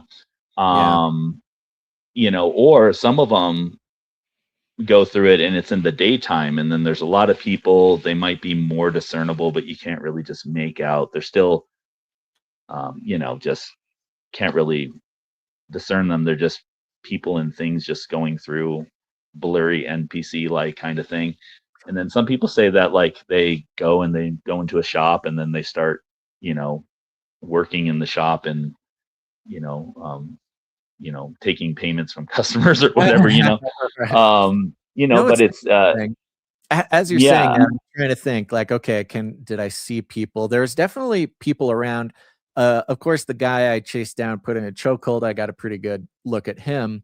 yeah, But one thing that was interesting in this dream that I had last night was during the dream, I was kind of remembering like, "Oh, I've done this before. Oh, I yep, don't know if I thought like, oh, I've dreamed this before." But when I had the guy in the chokehold, I was even thinking like, "Okay, now I just need to wait for the cops to get here, like what happened last time." yeah, Last yeah, time last time the cops showed up, so I just gotta hold on to them. The cops will show up, and I had a good vision. Like, again, it's weird. It was almost like a thought image in my brain in the dream. I was yep, remembering the face of the cops and the scene when the cops showed up, the time that this happened before, yet yep. that was not happened yet. So, yeah, oh, It, geez, this is like Inception. I was going to bring up that movie when you brought up the other one, Backdoors or whatever. Um, yeah, it's almost as if you had not. Well, obviously you've dreamed it before because you're awake and you know that you dreamed it before, right? But Yeah. while in the dream, you know that it's like you've done it before and you can identify within Yep. whatever your cognition, at that state, um, Yeah. that you have done it before, which is where you would know that I just got to wait for the cops or however. It's almost like dream deja vu, but it's not.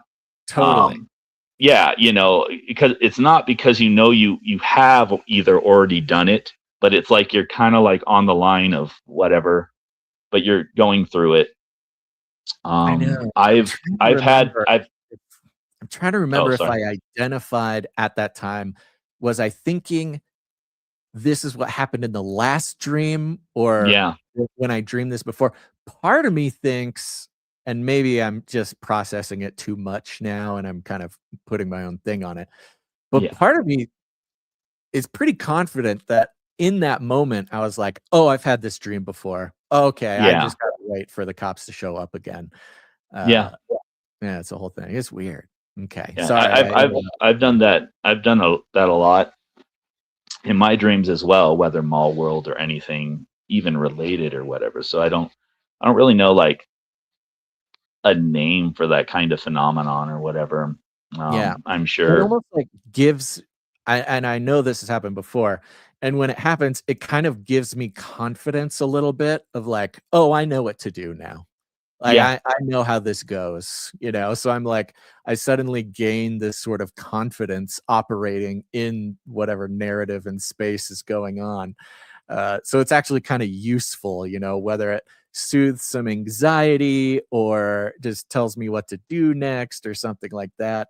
It's something. Yeah, it's weird, man. That is weird. It makes me wonder. Yeah.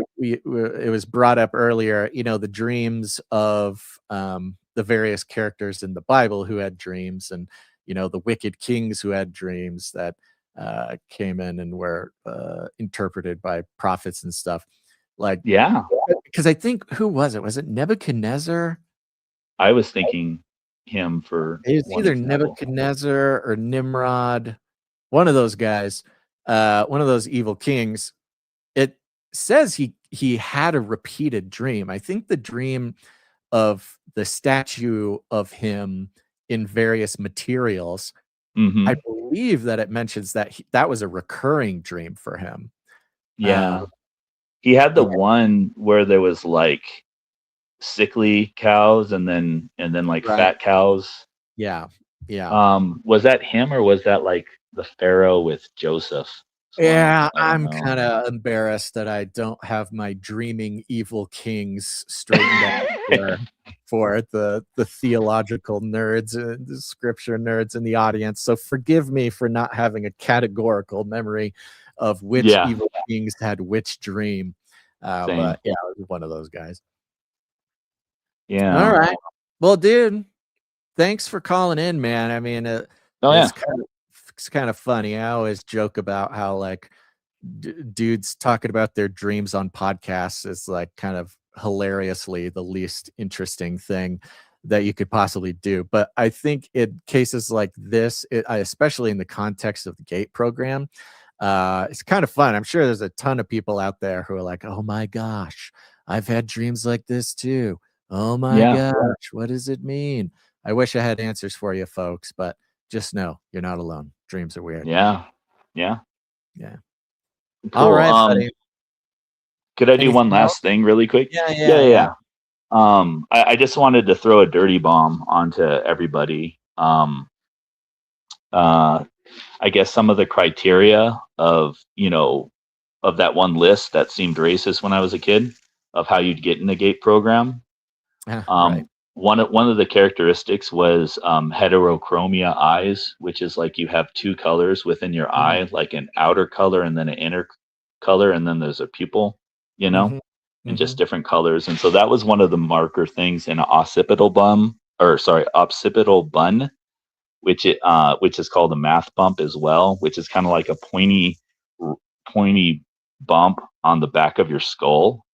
Mhm. And they say it is sort of like remnants of Neanderthal Oh, genes and all that. And some I'm like, Nephilim gee whiz, DNA. that's always code for Nephilim, Yeah, stinking, right. you know. Yeah, well, that's a little Um, worrisome. I have both of those things. Uh-oh. yeah, which is probably why your teacher wanted you to be in the program, Yeah, regardless of how you scored. that's so Um, funny. yeah, and then one more thing. What is it? Eh, I'll think about it for next show. But yeah, thanks for Yeah, having me well, on. you gotta save something for next show, man. Yeah, you Oh, bet. and Cyrus House, I think, for Shield Maiden from last show.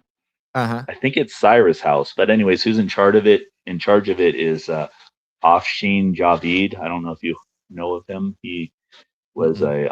a he was a son of like one of the Hamas leaders and all that, and then Jesus showed himself to him, and then he's like for God now. No, And well, so it is a really awesome story. But he has a sort of what is it called? A thing that's similar to what Shield Maiden works with, and I didn't know if that'd be helpful for her to like maybe even collab or something. But yeah, oh, that's it. interesting. Yeah. Well, there you go. I'm sure she'll hear this and she can take a look at it. Yay. All right, cool. Love you, All man. right, buddy. Take it easy. Have a good one. Bye-bye. Dreams are weird, man. Dreams are weird. Not joking. I mean, it's maybe it's just like a defense mechanism in myself to want to be a little sensitive to what is fun to listen to on a podcast or not. And I've always joked that talking about dreams on a podcast is like the least interesting thing you can do. But I don't think that's true. I think I'm sure some people agree, but I think mostly that's just me being, I don't know, what's the word? A little self-conscious maybe. All right, we're going to give Sir James another try here. Sir James, if you can hear me, I'm going to try to bring you up on stage again. Let's see if you're back, buddy. I mean, here we go. 3, 2, 1. Sir James, can you hear me? Hello? There you are. What's up, buddy? Hey, sorry. Let me turn this fan off. Sorry about that. Yeah, no worries. Sounds fine on my side. Okay. I'm doing fine. Well, for the most part. Cool. What's the haps? Well, so I told you about a while back that I ran into this, or this person on videos, who named Tim Cohen, and he kind of like does his rounds, if you will, like as far as like, I don't want to call them tours necessarily, but he had wrote another book, and I decided to buy it. And I didn't realize how thick this book was. This book, I don't even think I could ever, well, I'll show it to you. You don't think you could read it because it's too thick, you're saying? Yeah, it's 790 pages. Oh, yeah. Yeah. So this is the guy that wrote the previous book, which was The Antichrist and a Cup of Tea. Okay. And this is his other book. And let's see here. I'm going to do this. Hold on for a minute. Yeah, your video's not on, by the way, but I trust you. I trust you. It's a big book. So Yeah, what's the deal here? You bought a book, it's too big, don't want to read it, but what's the I'm going to read it. I'm just not going to be able to read all of it. I don't think I'd ever be able to. Can you see that? Uh-huh. North Korea, Iran, and the coming World War. Yeah, that's quite the tome. And it is, I was reading a little bit inside this book, and this guy claims that he pretty much gave up all the stuff that he wanted to do, as far as you could say his pleasure, if you will. Mm-hmm. And he completely dedicated himself to this course of writing these books. And this is only one of many books that this man is planning on releasing. Okay. Say, well, you always hear that people, when they go on these podcasts, whatever, they're just there to sell a book, right? But yeah. I think in this man's case, because of his life, he was in the Air Force Academy at one time. So he went through and he became an officer. But while he was in this career of his, God basically put him on a different course. And classic. But this book is just, I mean, it's the stuff that he's got in this. Like I said, I don't think I'd ever be able to finish this book, but I don't think that's the purpose of that. It's not, but it's just that basically that he's a, we call it, researcher. So he's a researcher, but he claims, this is him, of course, claiming that he's the only one, as far as the quote unquote, I guess you want to say the expert on this subject, if you will. Because there's some claims he makes in this book, and that's up to you as far as like, okay, we've been so bombarded by so many different deceptions and so many different half-truths, and with, you know, people believing in pre-trib rapture, people believing post-trib, Yeah. as far as eschatology goes. And it's interesting that here's this man named Tim Cohen, who he's a what do you call it, Christian, you know, he's Jewish, right? Yeah, he's Jewish, but he became a Christian. Yeah. And Okay. he believed that he basically was put on this path to reveal this information. Another part of this book, you didn't see the part of the title of this, but it's Behold a Red Horse. And inside this book, he makes connections to, well, Red Horse. This the Red Horse, as he claims, it's not just like Iran. It's Iran, it's North Korea, it's the United States. Yeah. And he makes connections to some of these units, and I will say that it's our country, that inside of our military there is a unit called the Red Horse, the Red Horse unit. I forgot exactly what that stood for again. He gives an example, but basically it's an Air Force unit, and it is similar to like the Navy Seabees. And so I was looking up information about this unit with some information that Mark Fugel and his co-hosts were talking about several months back, was that we were going into the Pacific and basically bringing back those old Pacific bases back online. We're getting them ready. And of course, there's only one reason why we would be getting old bases back online. So, because it's for the coming World War. Okay. What's interesting is the unit, this Red Horse unit, this Air Force Red Horse unit, this could like a Navy Seabees. It's like the Air Force's version of that. They are basically bringing. They are the unit that went out there to these bases like Guam, and I can't remember the name of the other one. Tinian. I think it's Tinian is his name. Anyways, these bases, these old Pacific bases, and this unit, the Red Horse, has been bringing these bases back online. Okay. So, I mean, what's the consequence of this? He's just laying out that we're moving towards World War III? Well, basically, it says in the Bible, it talks about that. This is what he claims.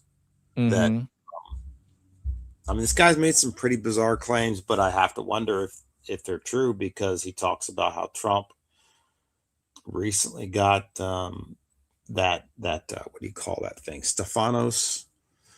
Stephanos crown.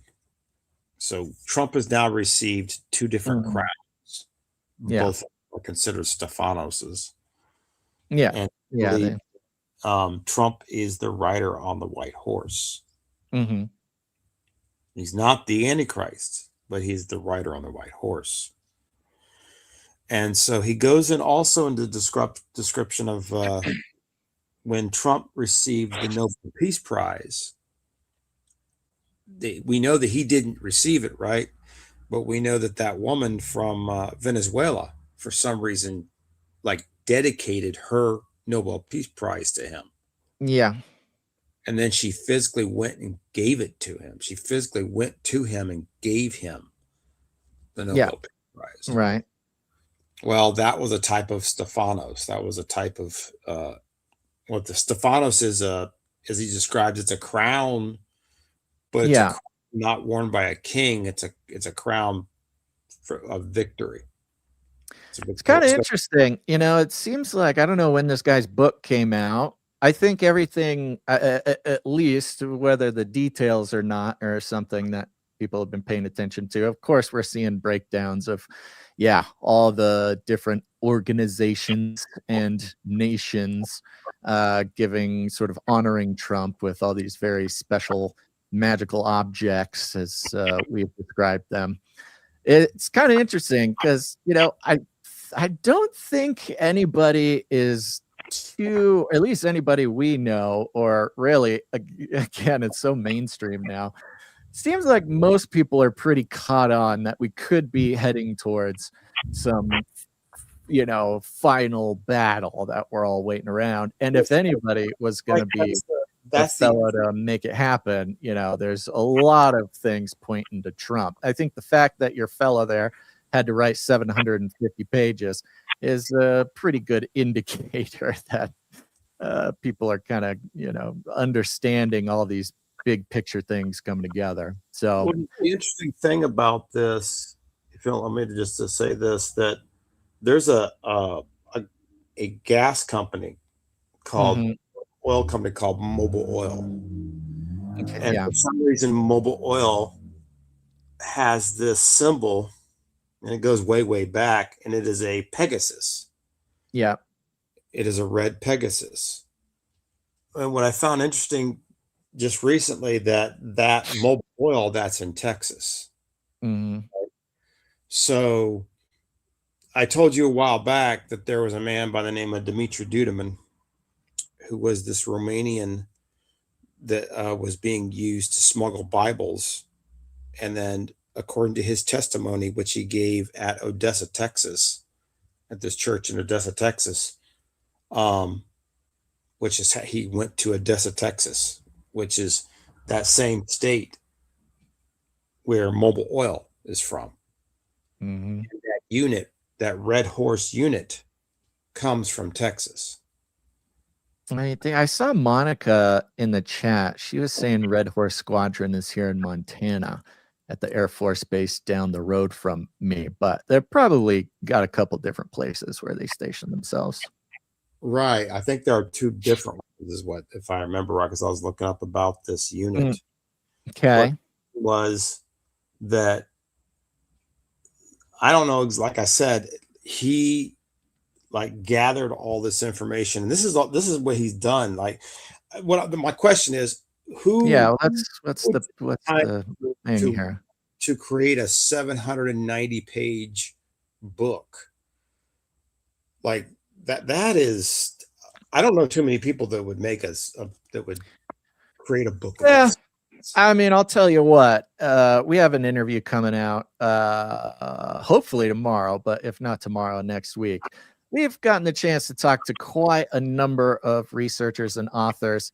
And from what I can gather, both from what they tell me, but also just being in their presence, listening to them talk, it seems almost more difficult to write a short book than it is to write a long book. Right. A lot of these guys we've talked to and, been friends with over the years, their books are just enormous. I mean, Carl Teichribb's, Game of God, just enormous. All these books are just enormous, and God bless them for it.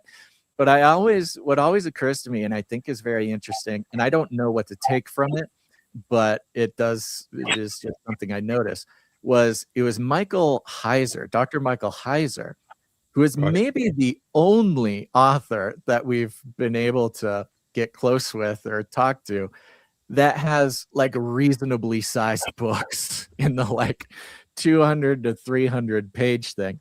And it's coincidentally, he's the one guy that really had some sort of mainstream success.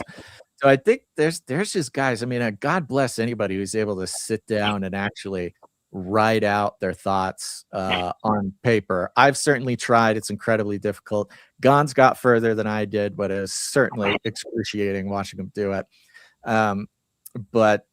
It seems once somebody gets going, especially when they're making connections and they're doing research, or, especially these researchers, it's just an enormous volume of information. And of course, they don't want to leave anything out because each and every one of these little connections, plays its part to painting the picture. So yeah, no, it's definitely a special kind of person who's able to sit down and write all this down in the first place. Apparently, it's a totally other special kind of person who has the ability to write a book that does not overwhelm anybody who tries to carry it from room to room. So, Right. yeah, and big books, I'll tell you this, I believe in you. You can get through it if it's something that holds your attention enough. I never considered myself a reader necessarily. Very few times in my life did I always have a book that I was reading or something. But after reading actually this book, it's right here. Let me get it. This was the longest book I ever read until I started reading Atlas Shrugged, which I'm only about halfway through. Secrets of the Temple, a sort of contemporary exhaustive history of the Federal Reserve. This sucker was 800 pages or something. And if I can do it, you can do it, buddy. I believe in you. Wow. You got this. You got to get to the bottom of this. But a lot of times those big books, like those guys and those researchers too, especially if they're academic, if they have an academic sort of lean to them, they'll also write these books kind of like a textbook where they will have their indexes, they'll have their appendix, and you kind of use it like a research book a little bit when you're looking for a piece of, specific information. And one other piece of information before because I've been doing some other, looking into some other things as well. Just, it's because of what's happening right now in this particular White House, with everything happening with, Trump, the fact that this woman, Paula White, who is his spiritual advisor, I came across a documentary on her. But it's like, I think like what I'm seeing, if I'm understanding correctly, these are sort of like end times characters, if you will. Like they're certainly a lot of people thinking that. In what's coming. But another piece of information, thanks to my friend the other day, because I was talking about some of this stuff in regards to what's happening with when you guys were mentioning about JD Vance. And I don't know if you guys have talked about this yet. Weird mystery surrounding a particular domain name. Okay, doesn't ring a bell. What was the name of that domain? It's I'm gonna look for a real quick here. I'll tell you this while you look. 28.com. Say it again. VanceKirk2028.com. Yeah. So I would say that might be something to maybe keep an eye on. Yeah, it's totally possible. I will tell you this, because we've made a practice of trying to get ahead of these things and try to actually sell some URLs. Anybody who has any inkling of any attempt to try to run for president or any political office anytime in the future, they'll make a practice of purchasing, a dozen, 24 different URLs. Because they don't want anybody to scoop it up. Now, Vance Kirk, that is an interesting one. I would imagine if we were able to look into the records, we'd probably see Vance Rubio, Vance Carlson, Vance, a whole list of kind of insane pairings for 2028. Well, there's one particular reason why I say you might want to keep an eye on this one, because of a book that was written by, you've ever read the book, I guess, called Trumpocalypse? No, but I could probably guess. I think it was Paul McGuire, if I remember right. So anyways, he's coming out with another book, and this book is called Esther Arise. And this book has to do with Erica Kirk. Okay. And it has to do with that weird, I call him false prophet, Kim Clement. Mm-hmm. Kim Clement, who gave the prophecy about, it was basically pointing to Erica Kirk. Okay. And I would say the reason why this whole Vance Kirk thing could be significant is because of that book that this man, because this is the same man that came out with that book about Trump that kind of got a lot of people on board thinking that he was chosen by God. Yeah. Well, that's what makes him a good sort of antichrist figure.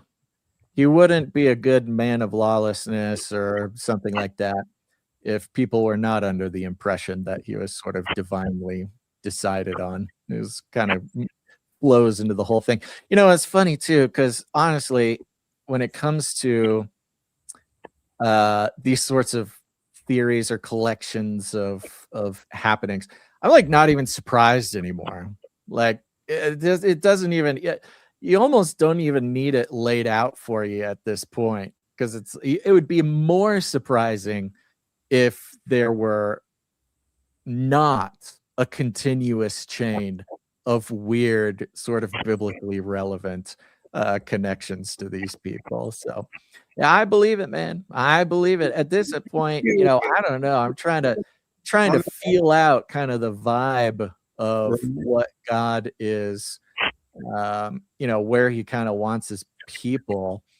And a little bit, I kind of talked about it the past couple of years, but it feels like 2026, like the time to try to prepare oneself is kind of running out. Not that if you don't feel prepared, there's not time to continue, but it's like reading a book about what's happening on a day-to-day basis. Just paying attention to.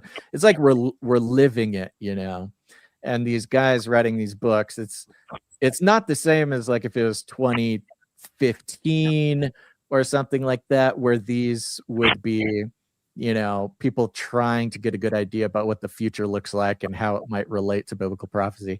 It's just like so blatant in our face, a daily life experience of watching these things play out. That the idea of trying to track new theories or track even new connections, I think a lot of people are feeling a little overwhelmed with it, or if overwhelmed is not the idea, that it's sort of there's maybe more actionable things to work off of. I don't know, but I mean, God bless these guys who are still out there doing the work. Who knows? Maybe nothing will happen. Maybe it'll be 2035 before anything exciting happens related to any of this.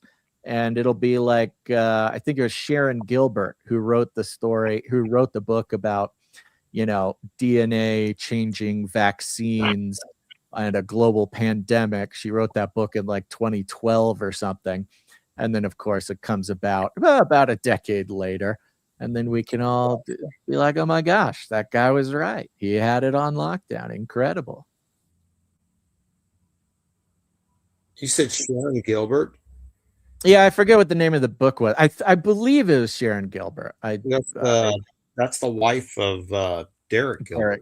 Derek Gilbert. Yeah, she's a very accomplished author on her own as well. She's pumped out I don't know how many books, but very prolific. I think it was her. I don't remember the name of it, but it has on the cover, it has a snake with its mouth open with syringes for fangs.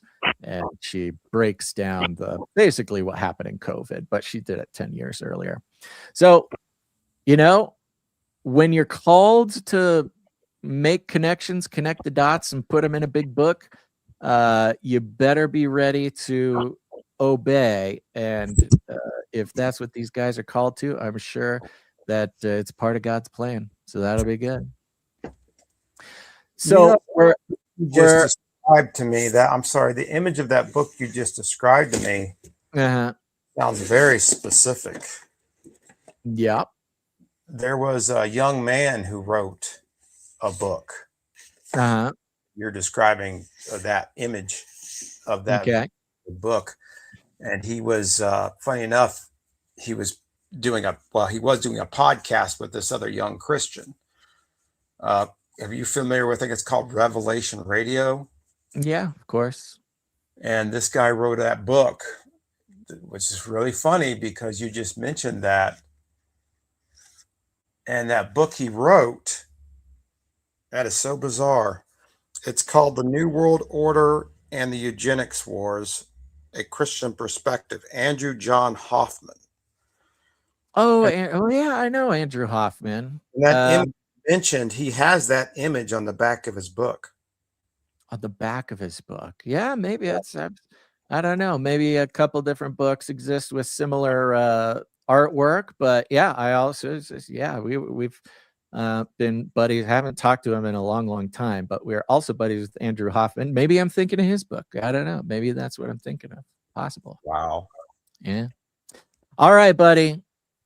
Well, we're over time here. We got a couple more callers to get to, but appreciate you calling. Before we go, how's everything going? You still on the search for a group you can? Okay. I'm sticking with the church that I've been going to. And please pray for my mom. Mm-hmm. She's been dealing with this weird sinusitis thing. It's been like making her very weak. Been trying to get her to the church, but she just doesn't seem to have the strength to be able to actually go to church. Yeah. Oh, that's too bad. Yeah, at a certain age, even things like a sinus infection can really put a strain on the body. So, yeah, tell her to just keep resting up. But yes, producers out there, we're going to be praying for Sir James's mom. What? Shirley Johnson. Shirley Johnson. There you go. Shirley Johnson. Lord, protect Shirley Johnson, be with Shirley Johnson, and give her body the strength and comfort it needs to react and respond and recover so she can be back up and at 'em doing what you need her to do. Yeah, amen. Everybody put that in the prayer book there. Sir James, thank you very much for your time today, buddy. Great to hear from you. Thank you very much. And thank you for allowing me to talk your ear off again. No, happy to talk to you, buddy. Make sure to call in again. Yeah. All right. Guys are awesome. I'm going to continue to support you guys. Thank you so much. That means a lot, buddy. Yeah. God bless you. God bless you too. Sir James on the road again. It has been, I'm trying to think here. I don't even know. I'd have to go into the records to see when the last time I talked to Andrew Hoffman is. They gotta still be podcasting. Let me see. I'm sure he is. Revelation Radio. There used to be Revelation Radio News, which is back when we were a lot closer with those guys. Let's see here. That's not it. There's a different Revelation Radio podcast. Isn't that how it goes? Ravel heads out there. You can have the name of a podcast for a long time. There's people out there who do not care or they do not check. There are multiple Revelation Radios with a handful of episodes and 0 reviews. What is going on? I think they have their own website. Okay. Well, shout out to Andrew. All right, we're coming up 2 hours. What are we at? 2 hours, 30 minutes? Yes, we are. And right on time, as usual, coming in to close the show, we got our Russian handler calling in. Let's see how she's doing. Russian handler, how are you? How are you, comrade? I'm good. Good. What's up? What's on your mind today?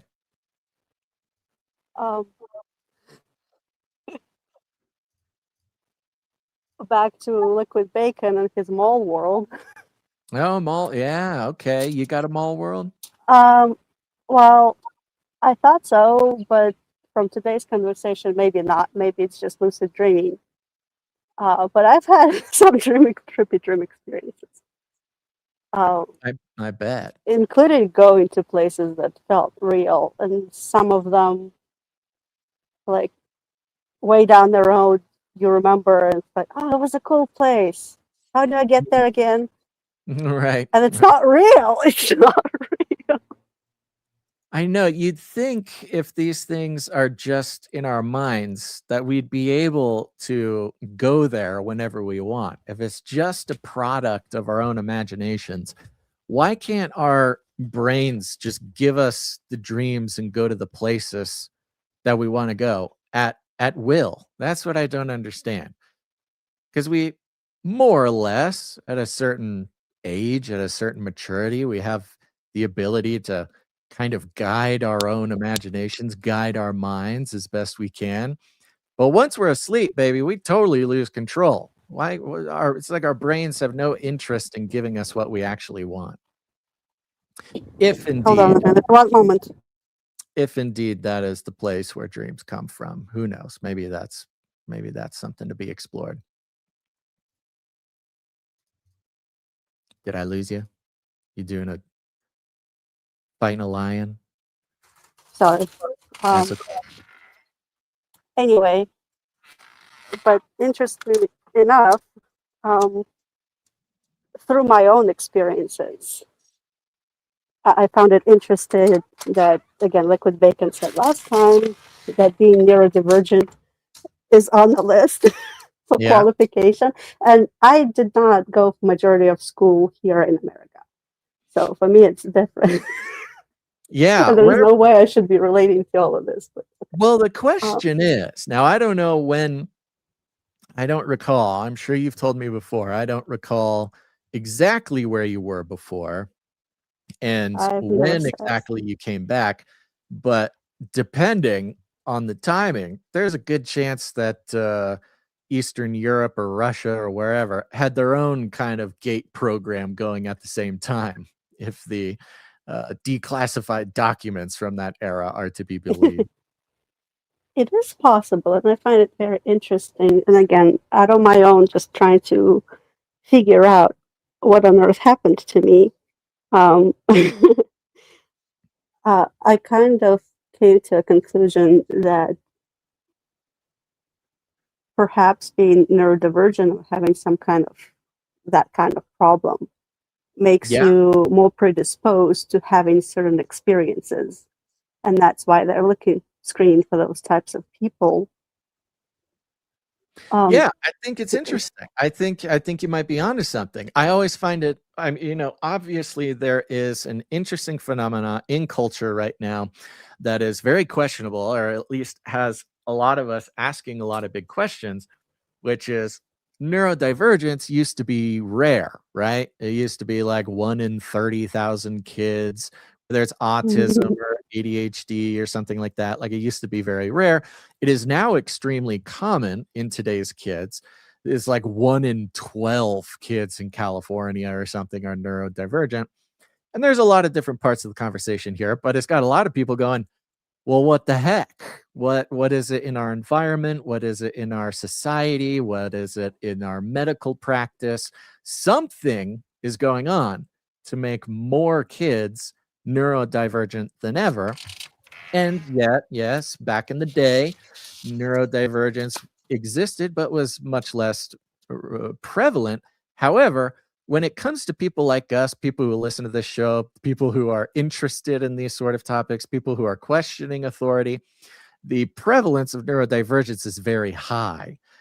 So it seems even in those early days when neurodivergence was very rare, once neurodivergent people get to a certain age, they tend to have an interest in some pretty weird things. Like, they're all converging around, skepticism of authority and connecting dots and seeing behind the veil, these sorts of things.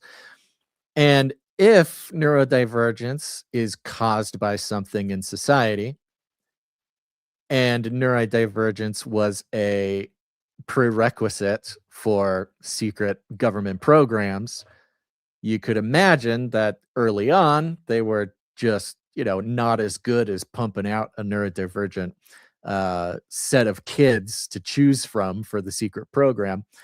And here we are.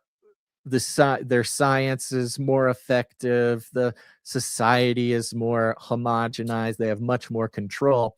And they might actually prefer to be pumping out all these neurodivergent kids because it increases the sort of pool of, I don't know, patients or students or candidates for their sort of secret programs. And those of us who are not cool enough to be, recruited by the CIA or whatever it is, we're just stuck out here being conspiracy theorists. I don't know. Seems like there could I don't. be. It's a big question whether it's now occurring more or now we are more equipped to identify. We also live in a very different world. Yeah, As totally a different world. high-packed with technology our world is, Yeah. life is a lot simpler when you don't have all that. And it's an additional stress, which again, if you're neurodivergent, that will make your life much more difficult. Yeah. Well, the A lot of screen also and the people say, like, for example, ADHD. You have to have it from your childhood. And a lot of people go, well, I wasn't in the childhood. What happened to me? But what happens is over time, your load becomes more and it becomes harder to cope until it becomes a problem. Yeah, that's I mean, there's also the question of medical products. There's also the question of That red too. red 40 And in the food. I mean, who knows? I'm sure the chemicals they add don't help the situation. Yeah, fluoride in the water. Who knows? It might be it's just an environmental onslaught from childhood to. So, it's probably a combination of factors. I imagine probably is a little bit. Diagnosis is a little bit different now. That could be part of it, but it's also the food, it's also the medical, it's also the screens, it's also the this and that. But again, I would say if you're predisposed to it, then the food that we're consuming now definitely is not healthy. If you've got that good DNA, Nephilim DNA. Exactly. Yeah. Exactly. That's the Watchers, is gift from the Watchers that they brought to humanity there. I mean, it would have had to be an ADHD or autistic kid that actually first more than that. figured out like blacksmithing. You got a watcher comes down and he's like, hey, let me show you how to dig metal out of the ground and build swords. And everybody's like, what? That's great. But the autistic kid is like, yes, let me dig a hole. I want to go dig a hole in the ground and then, set stuff on fire and like build something. It's a very neurodivergent storyline, The Watchers, Maybe. Who knows? I had a train thought and it's gone. It's gone. It's my fault. I steamrolled you there with my great ADHD Nephilim theory. Yeah, it doesn't have to be ADHD though. There's a whole lot of other things that qualify. Lots of. I had this conversation earlier today with somebody else that now say, "Oh, we just understand it better. We can treat it with medication." And I would say, medication is not an indicator of anything because you can open those gates through different plant-based experiences. Totally. So if you can open it, why can't you close them or at least barricade them a little? Or at least harness the power or something or something. And a lot of it is like society's expectations too. Like part of the what's the word? Diagnoses of these things are strictly like it's just comparing how the kid acts, feels, and thinks versus the society's norm, right? So it's like even the word neurodivergent just means different from normal. And so there's also the question of if normal changes over time, then what does that mean for, how many people are off of normal? What does that mean for, how they would have been diagnosed again, decades ago or something. Like the whole system is sketchy. That's for sure. The whole system, the whole concept is sketchy. What I heard it said this way once, and I like it. I think it makes sense. I think it explains a lot. Um, is the hunter and gatherer society. Yes. You got people who gather, who run around, pick berries, and then come home. But then you've got the hunters who are out there crawling around, being quiet, solitary for days or weeks on end, trying to solve the puzzle of how to catch an animal or whatever. And so the neurodivergent people were more the hunters, and the vergent people were more the gatherers, right? A little bit more social. They're out in the fields with their buddies, talking about sports and picking berries off of bushes, while the neurodivergent weirdo is off hunting deer or something. Pretty sure I've heard the theory that what am I trying to say? That hunter gatherers Yeah. was definitely more for neurodivergent people, which is a remnant of Neanderthal DNA. Yeah, well, exactly. And also says a lot about the social engineers, the elites today.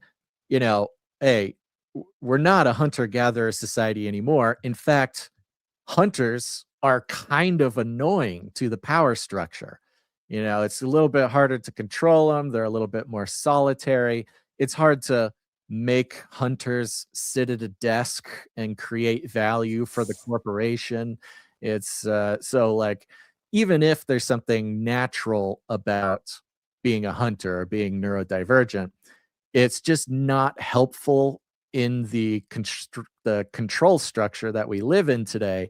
And so they try to medicate it out of you. They say you're sick. They, separate you from the others because they don't want you giving others any weird ideas. There's that kind of explanation too. It might just be it might be totally natural and some, conspiracy to make the hunters less trouble in society or something. At least that's what we tell ourselves at night, Russian handler. We tell ourselves when we're having a hard time figuring out how to do our taxes or something.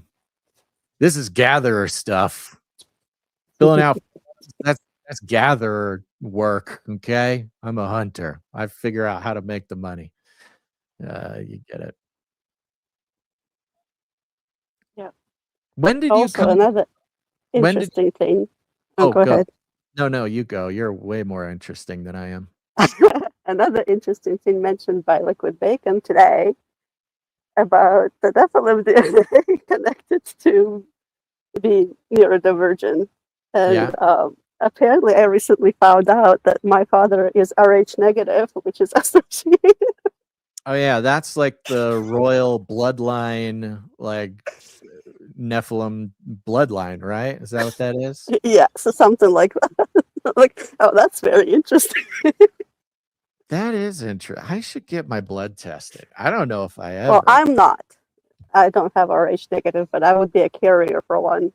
Is that passing down those Nephilim genes? Nephilim mother? Yes, you could be mother of Nephilim. Rh negative, that's different from like blood type, right? Like O negative. Kind of. Hold on a minute. That's like a different measurement. Let me see if I can pull it up here. Maybe I'll ask Grok. Grok, tell me about Nephilim DNA. Having an issue. I don't know how long can I stay.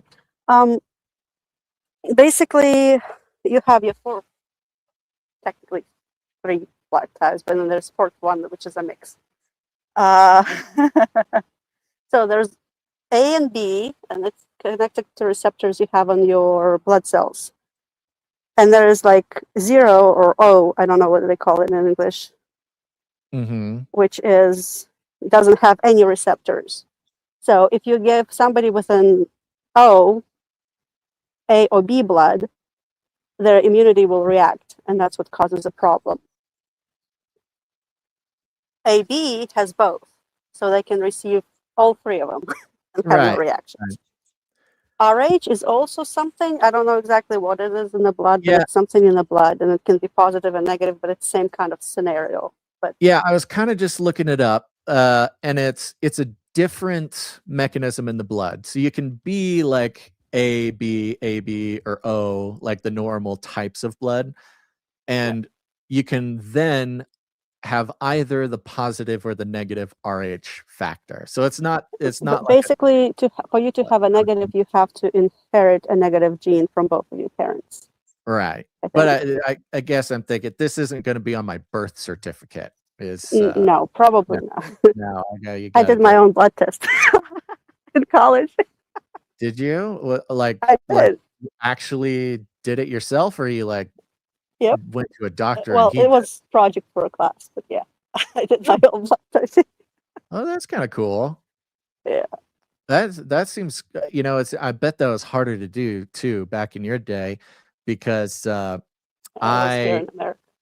I'm at this point where I need to get the DNA of these emus tested, because I can't tell if they're boys or girls until they're adults, or I get their shell tested. And so I'm looking for services where I can send these shells off and see which baby emus are boys or girls. And while I was looking at that, I could just buy a device apparently that tests DNA right here at the compound. And that led me down a hole where there's a whole industry of like at home medical laboratory equipment. Anybody can like start doing these DNA tests like at all, like whenever. Now it's not cheap. It's $2,000 if I want to DNA test my own emus.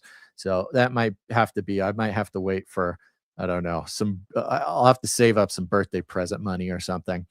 But maybe that's the way to go, because if you get your blood tested through the medical service or whatever medical industry, somebody's gonna know if you've got Nephilim blood. That's going on your permanent record. Find out you got the Nephilim blood, and the men in black are gonna start showing up at your door.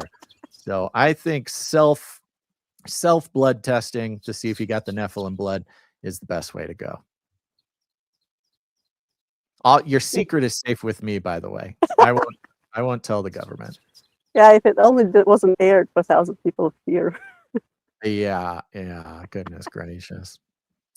All right, sweet Russian handler. It was wonderful talking to you. Thanks for calling in. Was there anything else on your mind before we land the plane? I was gonna talk about dreams, but now I'm not so sure. It's okay. Yeah, it's okay. There's always next time. There's always next time. Nah, Dreams it's tricky, man. dreams will always be the most interesting thing to listen to on a podcast. That's the conclusion I'm coming from. So God bless you, our Russian handler. Thank you for keeping us on track and for marching forward, fighting the good fight. And we'll talk to you next time. Okay. Bye-bye. Yeah, I don't know if I want to put it on my permanent record, RH negative or positive. I really haven't done a deep dive. I'm sure some of you guys out there know much more about it than I do. All I know is that the draconic dragon bloodline of the royals or whatever, the lizard people, is RH negative. So don't know what there is to gain. If there is something to gain by knowing what that was, that might change the game a little bit. We'll figure it out. All right, everybody. Here's what I'm going to do. I got to get out of here. As always, my foot is starting to hurt, and it's time to take it easy. Thanks for tuning in this Thursday for Canary Cry Clubhouse. And remember, you know this, we're on value for value, which means obviously no advertisements, no sponsorships, none of that. It's kind of interesting. Gons asked, I think it was Claude or something, to, just for fun, put an analysis of Canary Cry together. And it did this whole big long thing. It was actually kind of impressive that That's interesting. That AI can put together so much insight this time. But it went on and on and on about the value for value model, and not just its existence or the language that we use to describe it, but it also went into a pretty deep analysis of the spiritual implications of the value for value model. It's very interesting. But you get it. No corporations are coming in using Canary Cry as a farm for attention or trust or whatever. Even back to the talk at the beginning of the show, when we're talking about the commoditization, even of just our spending habits, our relationship, which is often so superficial with money or the resources that God gives us. They want to keep it that way. They want to keep it transactional, because as long as it's a sort of transactional material thing, our relationship with our money, then they can keep us stuck in the system that has us selling your attention for our own personal gain. It's not right, and I won't stand for it. But if you get any value from this show or any of our other shows, go ahead, go to canarycry.support. Support the show in whatever amount makes sense to you, whatever the Lord puts on your heart. And while you're doing it, stay open, receptive, sensitive to what might be happening in the spirit. I promise you, there will be some revelation there for you. Again, just go to canarycry.support to learn more about that. We'll be back on Monday with Canary Cry News Talk. Here's Feeding the Ducks. Yeah. Here we go. Okay. Child of God says, I'll be praying for your foot, Basil. Thank you very much. Thanks, everybody who tuned in live here. And a big old thank you to everybody listening afterward, not live. I hope that God guides you, walks with you in these very strange times. Time of upheaval, perhaps even times that are going to be biblical. And know He will if you let Him. And think about calling in next time, folks. Love to talk to you. Love to talk to some new folks. Love to talk to some recurring folks. Keeping it alive. And share the show. If anybody comes to mind, if there's anybody while you're listening and watching the show, anybody came to your mind, send them the link. They check out the Spirit Show. I think you're going to like it. Psalm 40 says, don't forget, there might be a surprise VCR this weekend. That's right. It says, and join the Discord. Join the Discord. Wow, lots of people talking about the Discord. Go to canarycry.party. You'll see an invite link to the Discord or the Telegram channel. If you're not in one of those groups, go join the Discord. All right, everybody. That's it for Canary Cry Clubhouse. Make sure to tune in next time. But until then, think outside the cage.